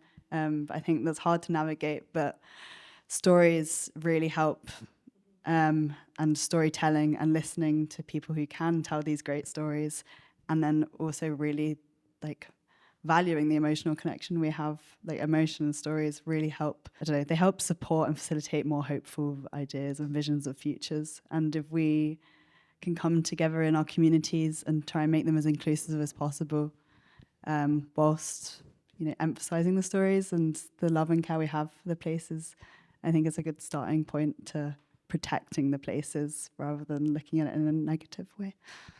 Yeah, thank you so much. So how do we hold that tension between the vitality that the ocean gives us, but also how it make us vulnerable, and that the ocean itself is both. Yeah, so thank you. Any questions? Do we have time for a few more? Yeah, great. Here's one. Yeah. Thanks. I was just struck by just the access to inclusivity, was mentioned by pretty much all the panelists. Like you have the access programs to university, so obviously it's every child's right to be educated, and obviously the title, the Irish Ocean Literacy Network. Again, used to work for NALA years ago. Work with adults on Sean McDermott Street, help them to read and write, etc. But there's no real talk about access to nature as being civil right, or being legislated for as policy. As you can probably tell from Dublin as well, I probably didn't see the sea till I was like 13, 14, to be honest. And I'm struck by what happened in Belfast this week, and I'm struck by what happened in Dublin 2 years ago.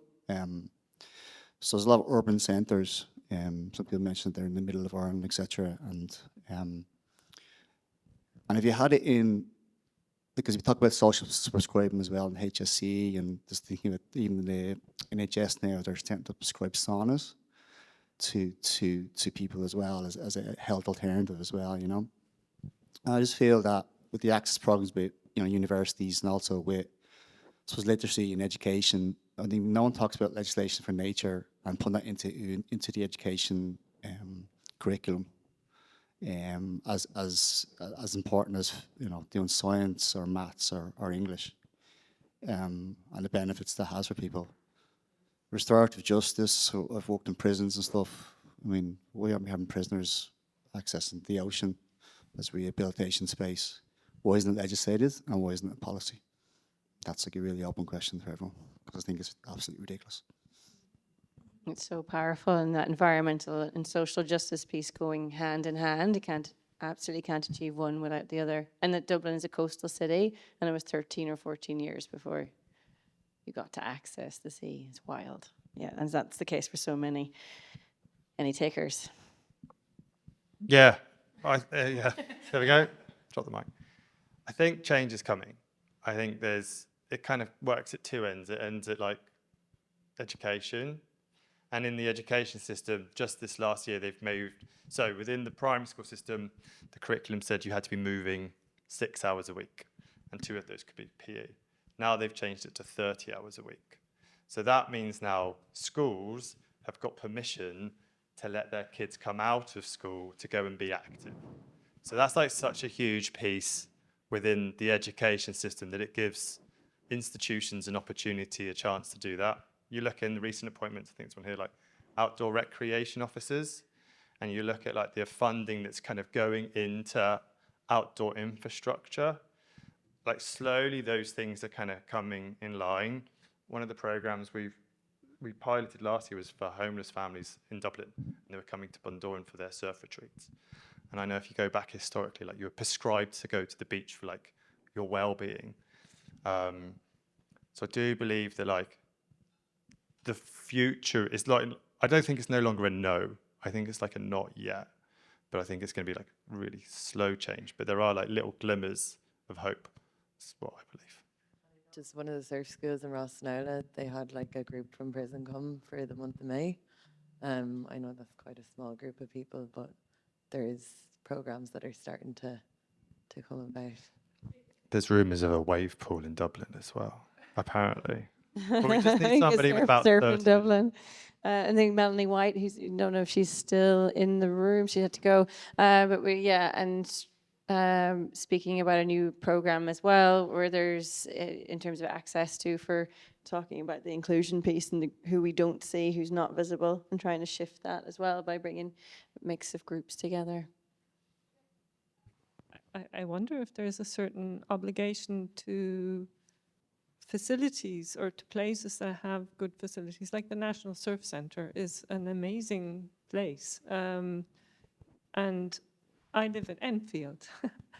I always said we have a sign at the train station, and it has 2 arrows. One says the city, and the other one says Sligo. That's it. Those are your 2 choices. It doesn't say Houston Station or whatever, Connolly Station or etc. So I always said the best thing about Enfield is Sligo, because I could take the public transport to the beach, and it's really rare. I now surf a lot in Rossnowla, but I can only do that because I have a car. The target group that we're talking about at the moment, they don't have the money to drive across the country, spend whatever, 50 euros on fuel for a surf session, let alone accessing surfboards, etc., etc. So I think there's an obligation to a certain extent with the funding that is available in all these community whatever pots and the facilities that are here to make surfing accessible for people with no money, you know. And I don't know, I really don't know what's happening here, but I can't imagine, I mean, apart from the fact that this is sort of a no swim, don't get in the water beach, how do you make it accessible to the less fortunate, you know?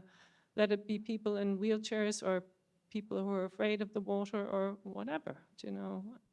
And just even covering basic things, like, I mean, I was thinking there isn't even a tap to refill the bottle in this place. And it's lovely, it's a fantastic center, but like water, you know, like I was like just thinking about the drop of water, you know, and Thank you for that feedback. You know, I couldn't agree more, and especially since we find ourselves in the wild Atlantic way, where we're the greatest, you know, marketing success ever when it comes to tourism, and then yet now kind of thought out and implemented, maybe perhaps without thinking about who has access to it, and then now, as you know, now starting, as Tom's saying, to think about how do you create then the infrastructure to better support people to access it, but in a way that's safe and sustainable, and we don't end up destroying the places that we we love, as well as, yeah, and when it comes to inclusion, understanding those real diversity of needs as well.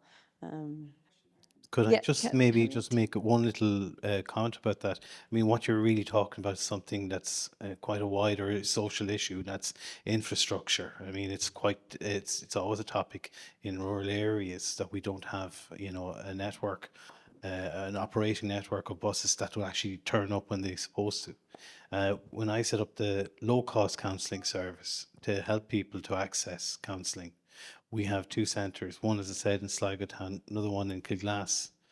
Unfortunately, because some of the people who would be looking to access over in West Sligo that service, because they don't have cars, they also can't get to the counselling service because it's not actually in the town of Enniscrone.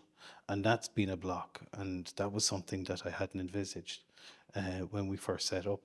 And that has been quite a huge block, because whilst there might be buses passing by nearby, but sometimes those buses don't turn up. And I think that's kind of what you're hinting at. That's kind of part of a conversation that happens a lot around this, is that, you know, we don't have an infrastructure that supports this. And look, let's face it, it addresses all those environmental concerns as well. And it's a great tourist, you know, it builds on tourism as well. do we have, yeah, Trina? Hi, yeah, I'm Teresa. I'm from Sligo Sport and Recreation Partnership. But just in relation to that, we do try and support and address people from, so we're probably not as well known as, we're trying to progress our work in that, but we do have an outdoor recreation officer that's in place at the moment, and there's a 5-year outdoor recreation plan that's just been developed. So hopefully we'll now try and implement some of that. And one of that is assessing all the areas for nature access in Sligo and looking at increasing access, supporting people with disabilities. We have in the past, unfortunately, we've put the beach mats in Enniscrone and Mullaghmore, but due to the ocean here, they get washed back up. So we've tried to do that for mobility so people can go down, if you've ever seen the blue mats. And we do have great communities who are trying to help with that. But unfortunately, the power of our ocean here, it's great for surfing, but unfortunately, it's wrecking some of the infrastructure for us. But it's one of the things in the 5-year plan that we're hopefully going to be working with all the agencies on to increase access and toilet facilities at venues. And also from the public consultations, just access and transport has been a huge one as well. So we're highlighting that all the time. So we're trying to, all those issues we hear from the public, we're trying to bring that to the agencies that could make a change. And yet we have opportunities. So I'm linking with some of the surf schools here we're doing a program with migrant women and supporting them to get access to surfing here. And we have our Her Moves for teenage girls, and that's €45 for 5 weeks of surfing all through summer. And we work with disadvantaged kids, and Tom, we've been doing the DETO, and then supporting the surf club here have been amazing. They've supported me this year with kids from disadvantaged backgrounds to get access and then to get them into the club, and that was all free for them as well. So there's stuff happening, but I don't know if people are publicly aware of us or how to access us. So if you can spread the message for people that the sports partnership here is to support people from disadvantaged backgrounds in that and give them access, we can try and support them into the programs if they're interested. That's amazing, Teresa. Thanks so much. I hadn't known about a fraction of that, so I'll definitely be in touch more. Thank you. Okay, well, time for just one more question before we wrap up. Sorry, this may have been talked about already. I came late and I'm gutted that I did, because this has been brilliant. I'm wondering if in all this discourse, did water and trauma come up? Like, I'm aware that, like, you know, trauma is a hijacking of the nervous system. And when you're in the water, it does something to bring you out of that. And it's not a cure, but I imagine it's part of an overall holistic. I just wondered, did that come up at all throughout anyone's involvement with any of this? Yeah, I spoke about it this morning in the opening talk. Only briefly though, it is a very good question, and it's a two-way thing, I suppose, in the context of how water can itself be a source of trauma. It can be very long-lasting and live in the body, and then how you transform the ocean and as that site of trauma or danger and loss into this place of healing and connection. And so it's almost the dangers and risks inherent in the water and the ocean can also be the ones then the force that makes it so healing. And it's why I think it's so in the research over the last decade around ocean and surf therapy, it seems to be especially impactful for people who've experienced trauma, even with PTSD or post-traumatic stress disorder. And you will have a direct experience of it here in the panel too, if anyone wants to speak to that. Brilliant question.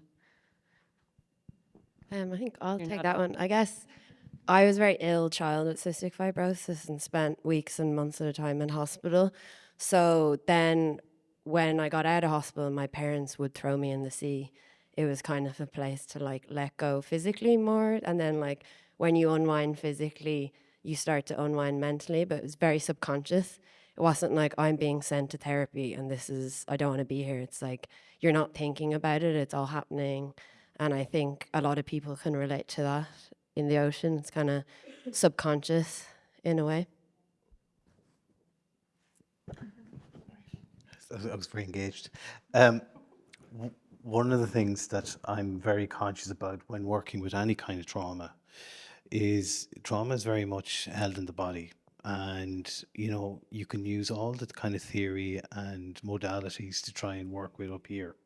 But until you work with what's held in the body, then it's like a man used to say, it's like pouring concrete into a bog. It's a futile exercise. And I suppose, what Easkey was saying there, that, the research is there, it says it, but I mean, the anecdotal evidence is there as well.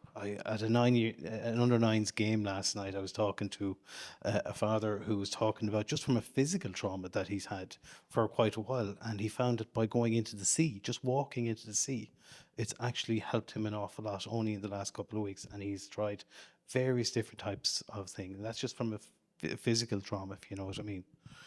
So, I think work with the body first, and as that happens, the head kind of follows anyhow. Yes, and on that, remember, we are bodies of water.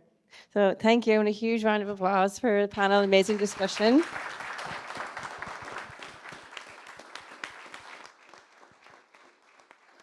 And I'll pass back to Cat for the closing plenary and wrap up. Thank you very much to the panel for that.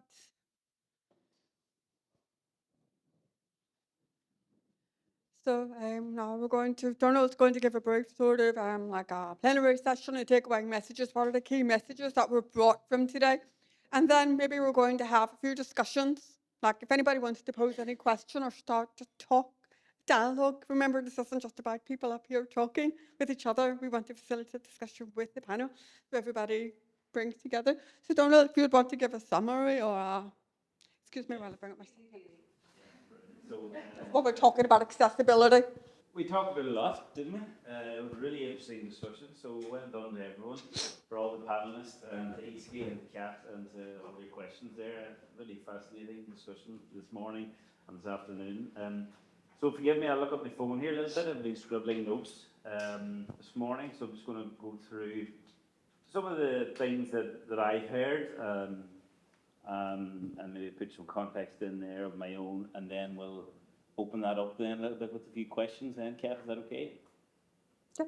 Yeah, brilliant. So we heard about many voices for the ocean here in Strandhill. Well, we're talking specifically about Strandhill, but we have heard many voices for the ocean, acting for the ocean, acting in on living off the ocean, which I think was wonderful. And in broadly the Northwest, we talked, or a lot of people talked about making a difference. We talked about community and young people, In regards to community, we talked about thriving livelihoods, heritage, culture, about how communities can grow authentically and ethically, I think, is maybe to sum it up, how we do that in the right way together. When we talked about marine identity, look, identity is a very big subject, of which I am not going to try to get into. But I can't speak to marine identity, and we all did speak a little bit about marine identity, and it's different for everyone, but really not that different, actually. When we heard the stories, and I was talking to a few other people at the break about their experience, Owen there, about, when we did that exercise with Easkey earlier, and my own experience as well. But I mean, they all seem to me to involve water, getting in the water, for one, which a lot of the conversation today has been about, and also about finding peace some way.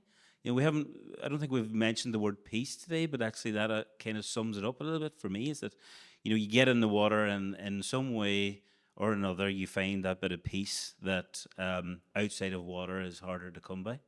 And that's kind of all what we're searching for in life, is a bit of peace. The sea certainly does give me that sense of peace, I would say. And we also heard there in the last panel and this morning about the importance of water quality.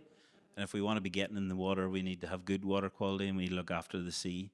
And if we want young people to continue getting into the sea, and if we want to keep getting the benefits that we get from the sea, well, we need a clean and healthy sea. And that's as obvious as the nose on my face, I think, for people in this room, but maybe not for everyone, though. We talked a lot about, which I really loved, and a lot of the conversation there just now about, youth, but accessibility, and accessibility about getting into the ocean, and getting into the ocean and having that first formative connection and memory of the sea as early as possible. And also what struck me actually was mentioned a few times about people's parents or the older generations not being able to swim and having a fear there of the sea. And I can speak to my own mum's experience. I'm actually going to go home and ask her today, but I don't know if she's ever been in the sea. I mean, she's grew up in rural Tyrone, West Tyrone. As I say, we would have made an annual pilgrimage to Bundoran for a night, maybe 2 nights. But even then, we didn't get in the sea. We looked at it and walked along the beach, but we wouldn't have got in the sea. So I think there's something there that's interesting. But that is changing. I think that is changing with young, a lot of lucky, privileged people getting to go to the sea when they're young. But again, not everyone, which we talked about. And I suppose getting in the sea leads to that appreciation. Appreciation leads to stewardship. And again, a stewardship of an area leads to community of an area. I think they're all really interconnected. We heard how the ocean can teach us. And we also heard how it won't judge us. But that's 3 times it came up today. 3 different people said the ocean is our teacher in some form. They said that, which was really interesting. And maybe if we had another hour, we would get stuck into that, because I thought that was really fascinating. We talked about the role of ocean literacy in coastal communities and the importance of ocean literacy, again, at a young age. We talked about salt water in the blood, literally and metaphorically, as an island nation. And in the panel this morning about sea blindness, and whether that's a real thing or not. And maybe it is to an extent, but it's not the whole story, I think, maybe is what we can learn from today. It's clear that coastal communities have never left the sea, but maybe the government or other aspects of our life and society and culture and heritage were focused on other things for a while. And we also heard again from Easkey this morning, these are not a chronological order, by the way, we heard about blue attunement, which I really loved. And that actually spoke to me quite a bit when Easkey mentioned it earlier. And then we also heard about the importance of storytelling, and that was kind of dotted around the whole day today, which was also lovely. How we connect, how we feel, how we value, how we care, and how we respect for the ocean. And as someone said, we are a society of storytellers, and that has shaped us alongside the sea. Which is, I think, is absolutely spot on. And we heard about from Seamus, upcoming book. Seamus back in the room with us, by the way. He is. Hello, good. Did the kids make it back on land? All right, did they? You got them, counted them all in again. Good job. Well, his upcoming book, Waking Maeve, we heard a few people mention the two that they done, John Moriarty, Yeats, T.S. Eliot, quite a few other book recommendations, documentaries, research as well, which are stories in their own form. So absolutely spot on that we are a nation of storytellers, and that is how we communicate, and that is how we connect, and that is how we learn. And it's a really important aspect of any communities. It's not just coastal communities. We spoke about the healing power of the ocean, something that I think is really fascinating as well. I was at a meeting, or it was like an evening dinner a few months ago or last year, where they had a guest speaker in, and it was a retired professor from the University of Galway, and his life's research was on the mental and physical benefits of swimming or being in the sea, let's say. It was really fascinating. So a very topical field in terms of research, but research aside, I mean, we all experience that ourselves, I think, to one extent or another, the healing properties of just having a dip in the sea. We all speak about it in different ways, but I think it sums up to the same thing. And we spoke about the efforts that organizations are going to lower to extinguish the barriers about getting in the sea, which I think is really inspiring. Really, really inspiring, some of the work that we heard about today. And well done to everyone that takes that on, because I think that is so important. I think we are changed. There's a lot of change now in the recognition that is an important piece of community. And someone also mentioned earlier about giving back. And I think that's a really wonderful way to do it. And the more of that, the better. So those are the last thing I'll say is, from an outsider here, Strandhill, West Tyrone, coming from West Tyrone, there is an obvious, really strong community here, so a community to be proud of, and also maybe not unique in a sense, because there are really amazing surf communities all around the world, that's for sure, but really amazing surf community here that is different than if we were to have this conversation up, 10 or 15 mile up the road, or in Killybegs, or even further up, or in Gweedore. This is unique in Ireland, maybe, and it's something to be cherished, I think. It's been a privilege to be a part of this today, to hear everyone's contributions, and I think it's diverse, yet it is bound by what it strikes me as similar experiences, beliefs of the importance and value of the sea for, be it health reasons, biodiversity reasons we spoke about this morning, the inclusion aspects, while acknowledging that there's still some work to be done on that front, for the connection and the storytelling. And it was mentioned here a few times, there seems to be a real tribe here, which is lovely. We are a nation of tribes and clansmen and women in Ireland, and that's something to be proud of. So I think that sums it up for me. Cat, am I missing anything, do you think? No, sorry, reading the subtitles, there's always a delay when I'm reading the subtitles, sorry folks. Yeah, another thing that struck me is that today we were talking about marine identity. Everybody was talking about their own personal marine identity, and that came through, and there's such a diverse range of different identities. But there's also a collective community marine identity, and how you as a community are tied to that ocean there. And I find it really, really, like you said, it's unique. It's completely different, because I don't know anywhere else. I've been all around Ireland talking to different communities, and there's not quite one like you, with this surf connection there, with the facilities like this, and the different groups who are doing what they can to enable other people to access that. I mean, providing accessibility to the ocean is a huge thing for me, because it's, how do I say this? I just think that what you're doing here as a community is phenomenal.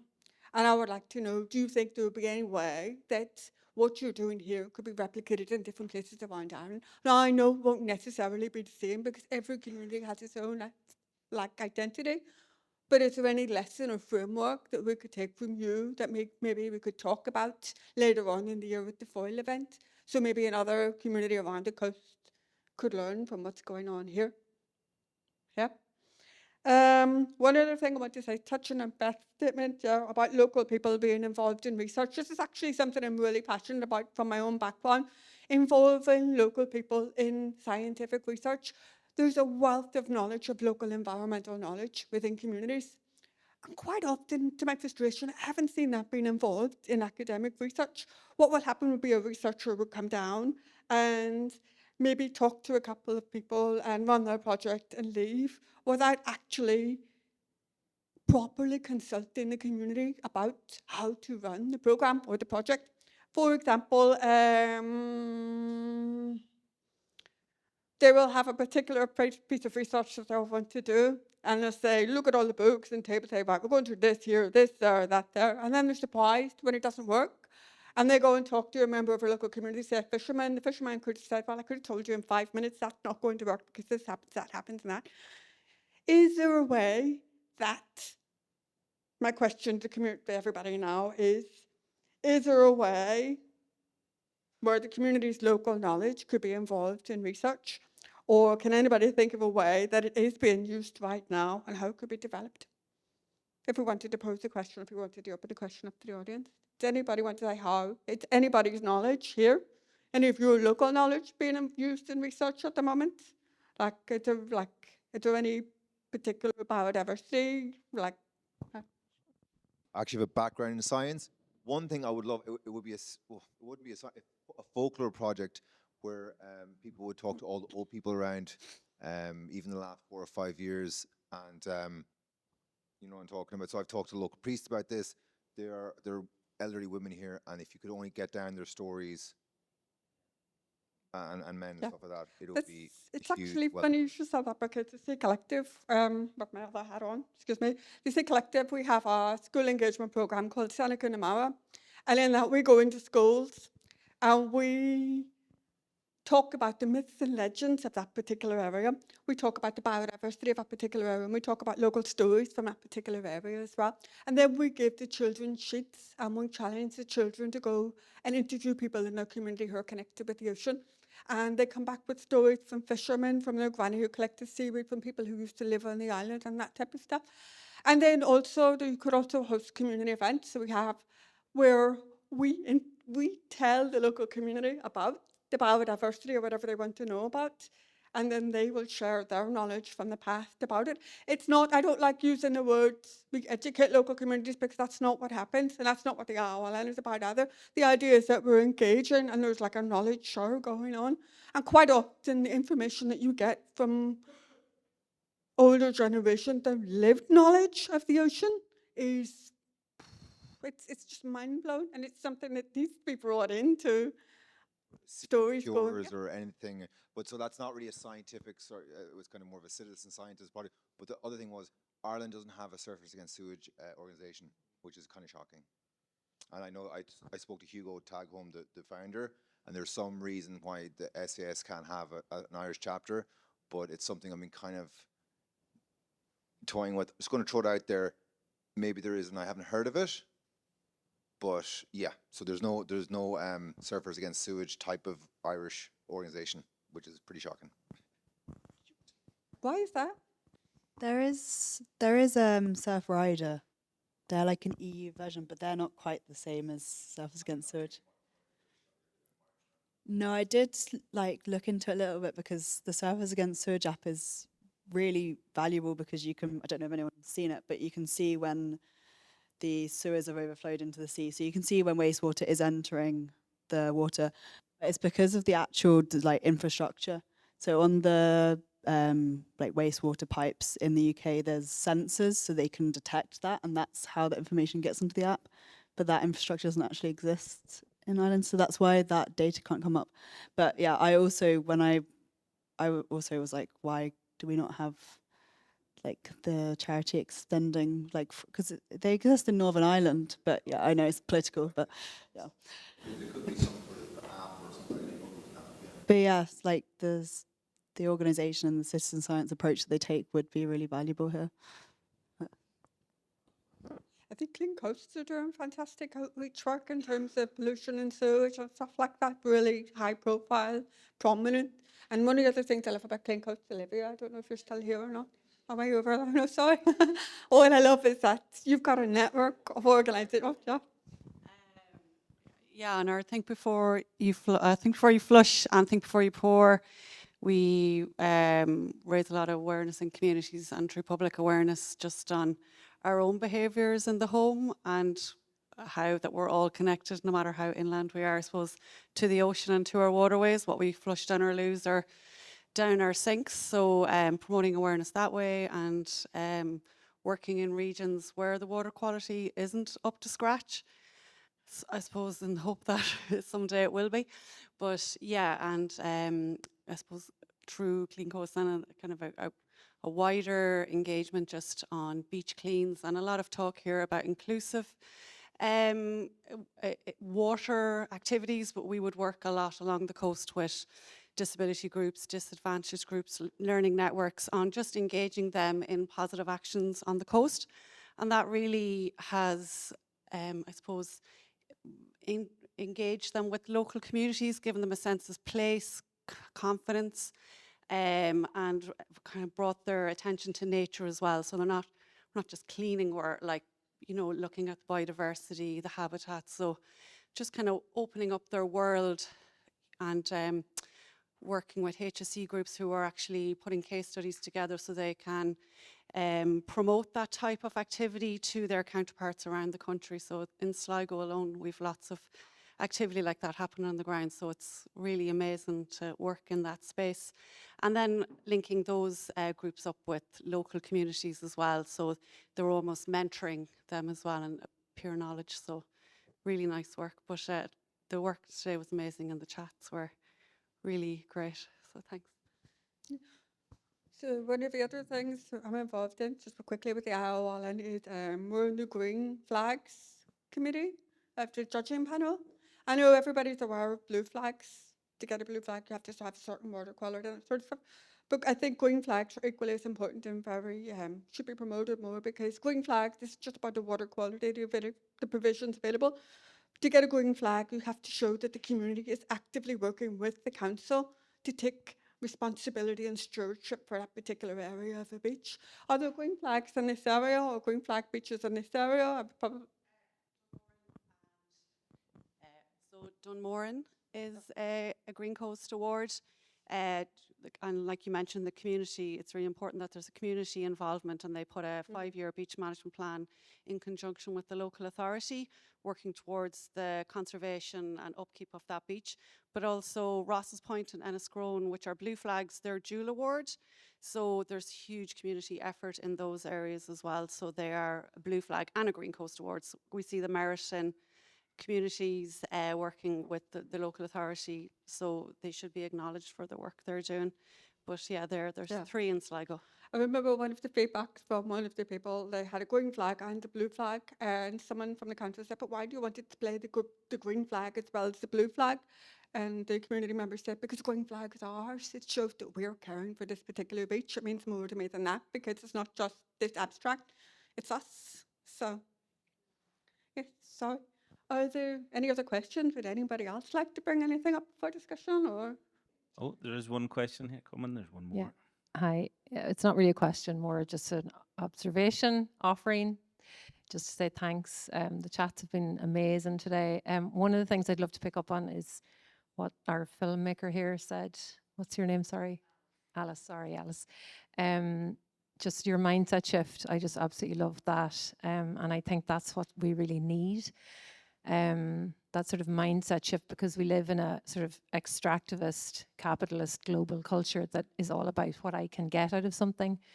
And if we shift that into a deep reverence for and what I can give to, it changes everything. So so you don't just clean your beach, you think about what's going down your plug hole. You know, even people here locally cleaning our wells, like everything is about a sort of a gift too that sustains us. And equally, I work in the area of mental health, and it's also very helpful for mental health for people to get out of that ruminating of self-obsession into what can I do to benefit, you know, my environment, my community. So it's very reciprocal. So I just want to say thanks for bringing that up. Thank you. Anything else? No, not from me. Are you sure nobody has any questions or anything you'd like to bring up? We'd like to tell people a bit more about your organisation as well. You were playing a video. I don't think people got to it. I'll be quick. In 2000, the Irish government signed up for the Water Framework Directive by the EU. Its objective was to restore all water bodies to good or high status by 2027. We are definitely not going to achieve that. Almost half of Irish water bodies are in an unsatisfactory condition. So my question is, do we really have cause for optimism? Anyone have any thoughts about that in the room? Anyone? I guess I have been doing a lot of research on river pollution and talking to a lot of anglers, and I was down at the mass fish kill in Louth last week where 20,000 at least fish were killed because of slurry, and I'm kind of constantly in a depressed state about it, and it seems so hopeless. But I think the one place where there is hope is if nature is given a chance, even a small one, it comes back really quickly, and that's been proven time and time again. So that's the only thing keeping me hopeful. I think if the governments and people get their priorities straight and nature and our oceans are given a chance, we'll see huge, quick changes. So I think that's one thing to hold on to. Anyone else? Any thoughts on that? Stay positive, because what's the alternative like? I completely agree. Is what else would you, what the more dire a situation we're in is the more reason to keep at it. That's the way I look at it. Yeah, I prefer That's to follow given up. Rebecca Solnit's lead. I think, you know, when we talk about this sort of optimism or being positive or hope, I really like her kind of definition of hope. I think her book is called Hope in the Dark. It was written after actually the Iraq War and the impact of what, you know, similar to what we're living through right now. But this one was active hope. And what do you do in the face of something like this? And she's just, it's the kind of the hope that you just never, ever give up. Yeah.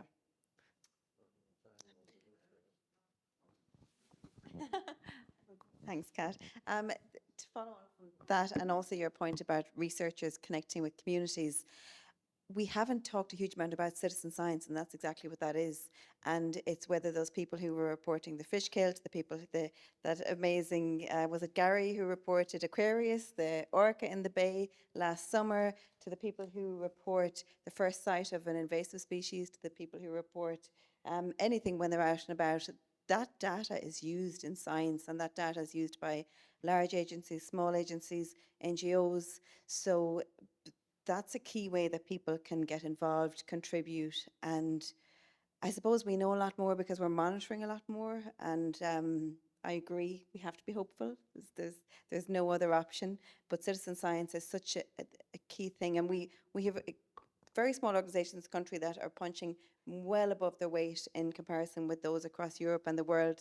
The All Ireland Pollinator Plan is a great example, and look what that's done for a huge amount of wild bees in decline. So throw yourself and your friends and neighbours and anyone you know into citizen science and events like this. And I think the other way of connecting people is to encourage turnout. We've had some brilliant events in Strandhill in the last few years that I've been lucky enough to attend, and it would be amazing to see more involvement from local communities and more attendance. And I suppose it's difficult when you have them, but whether it's daytime, evening, when people can spread the word so that we're getting to that extra starfish. I'm going to keep using that one because it's great.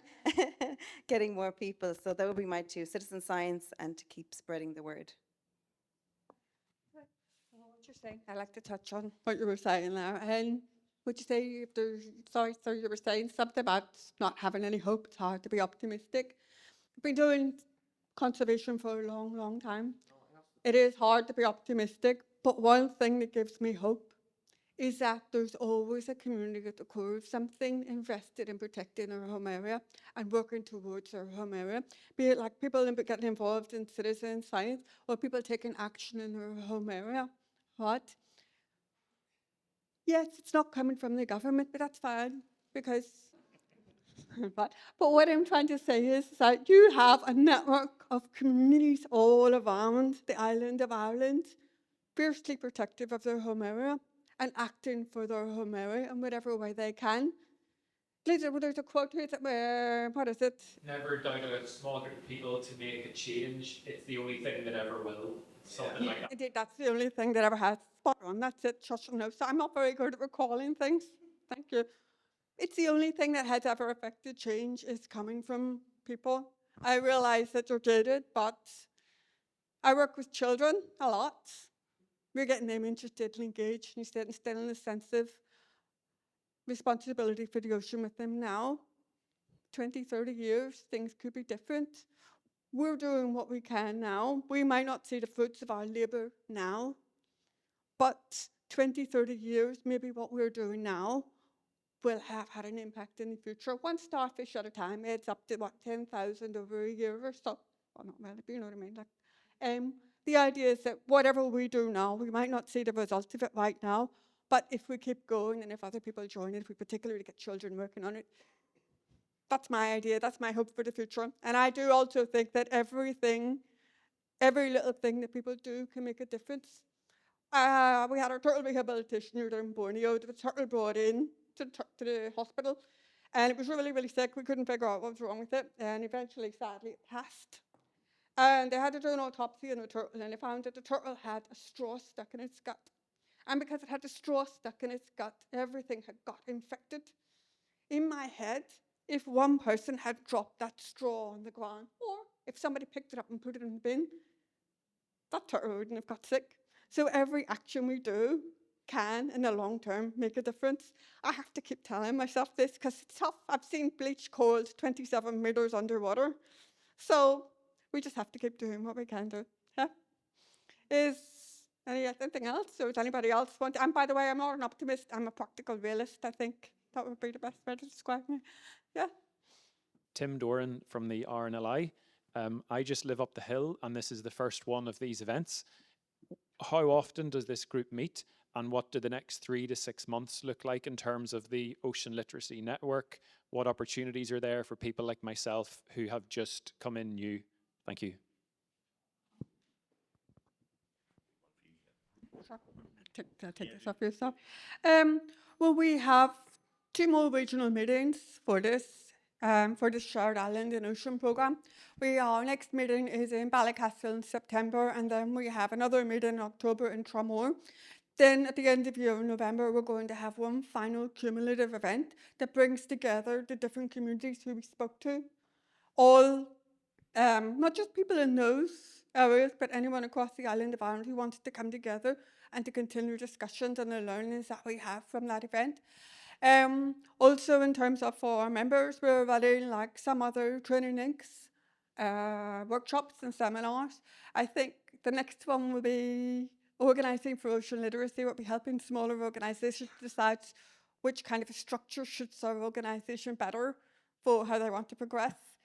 We're also going to be holding an event during Heritage Week to celebrate the My Ocean campaign. Yeah. There's actually quite a lot going on. If you want, I would love to, if you email me and I'll read online maybe later next week and have a talk about what we're doing. I would love the RNLI to come on board as IOLN members, because if you think of the wealth of knowledge and marine identity and connection and ocean literacy that's involved, and that is just... Oh, we want to learn from you. Sorry? We want to learn from you, so yeah, all good. Brilliant, that would be fantastic, have on board. Yeah, sorry. So if everyone, I would love... We're trying to get more submissions about the ocean. We're trying to capture people's emotional connection to the ocean. What does the ocean mean to you? Please feel free, record something, write a poem, take a picture, paint a picture, anything like that about what the ocean means to you from like 101 of the different perspectives we were talking about today. Like, I love the fact my sense of marine identity is very different from anyone here. The surfing I can't do, I can't stand up to save my, well, I shouldn't say that, I can't stand up, I fall off. I'm far more comfortable on the water swimming or under it as a diver. So it's been really different to hear the surfers' perspectives of it and the tribe and the clanmanship that you have in that area, because there is something similar in the dive community, but not quite as positive, I don't think. So I think if anybody has anything else, or if anybody would like to know any more questions? No? Is that all good? Okay, I think Seamus wanted us to finish up with a beach clean. Are you still here?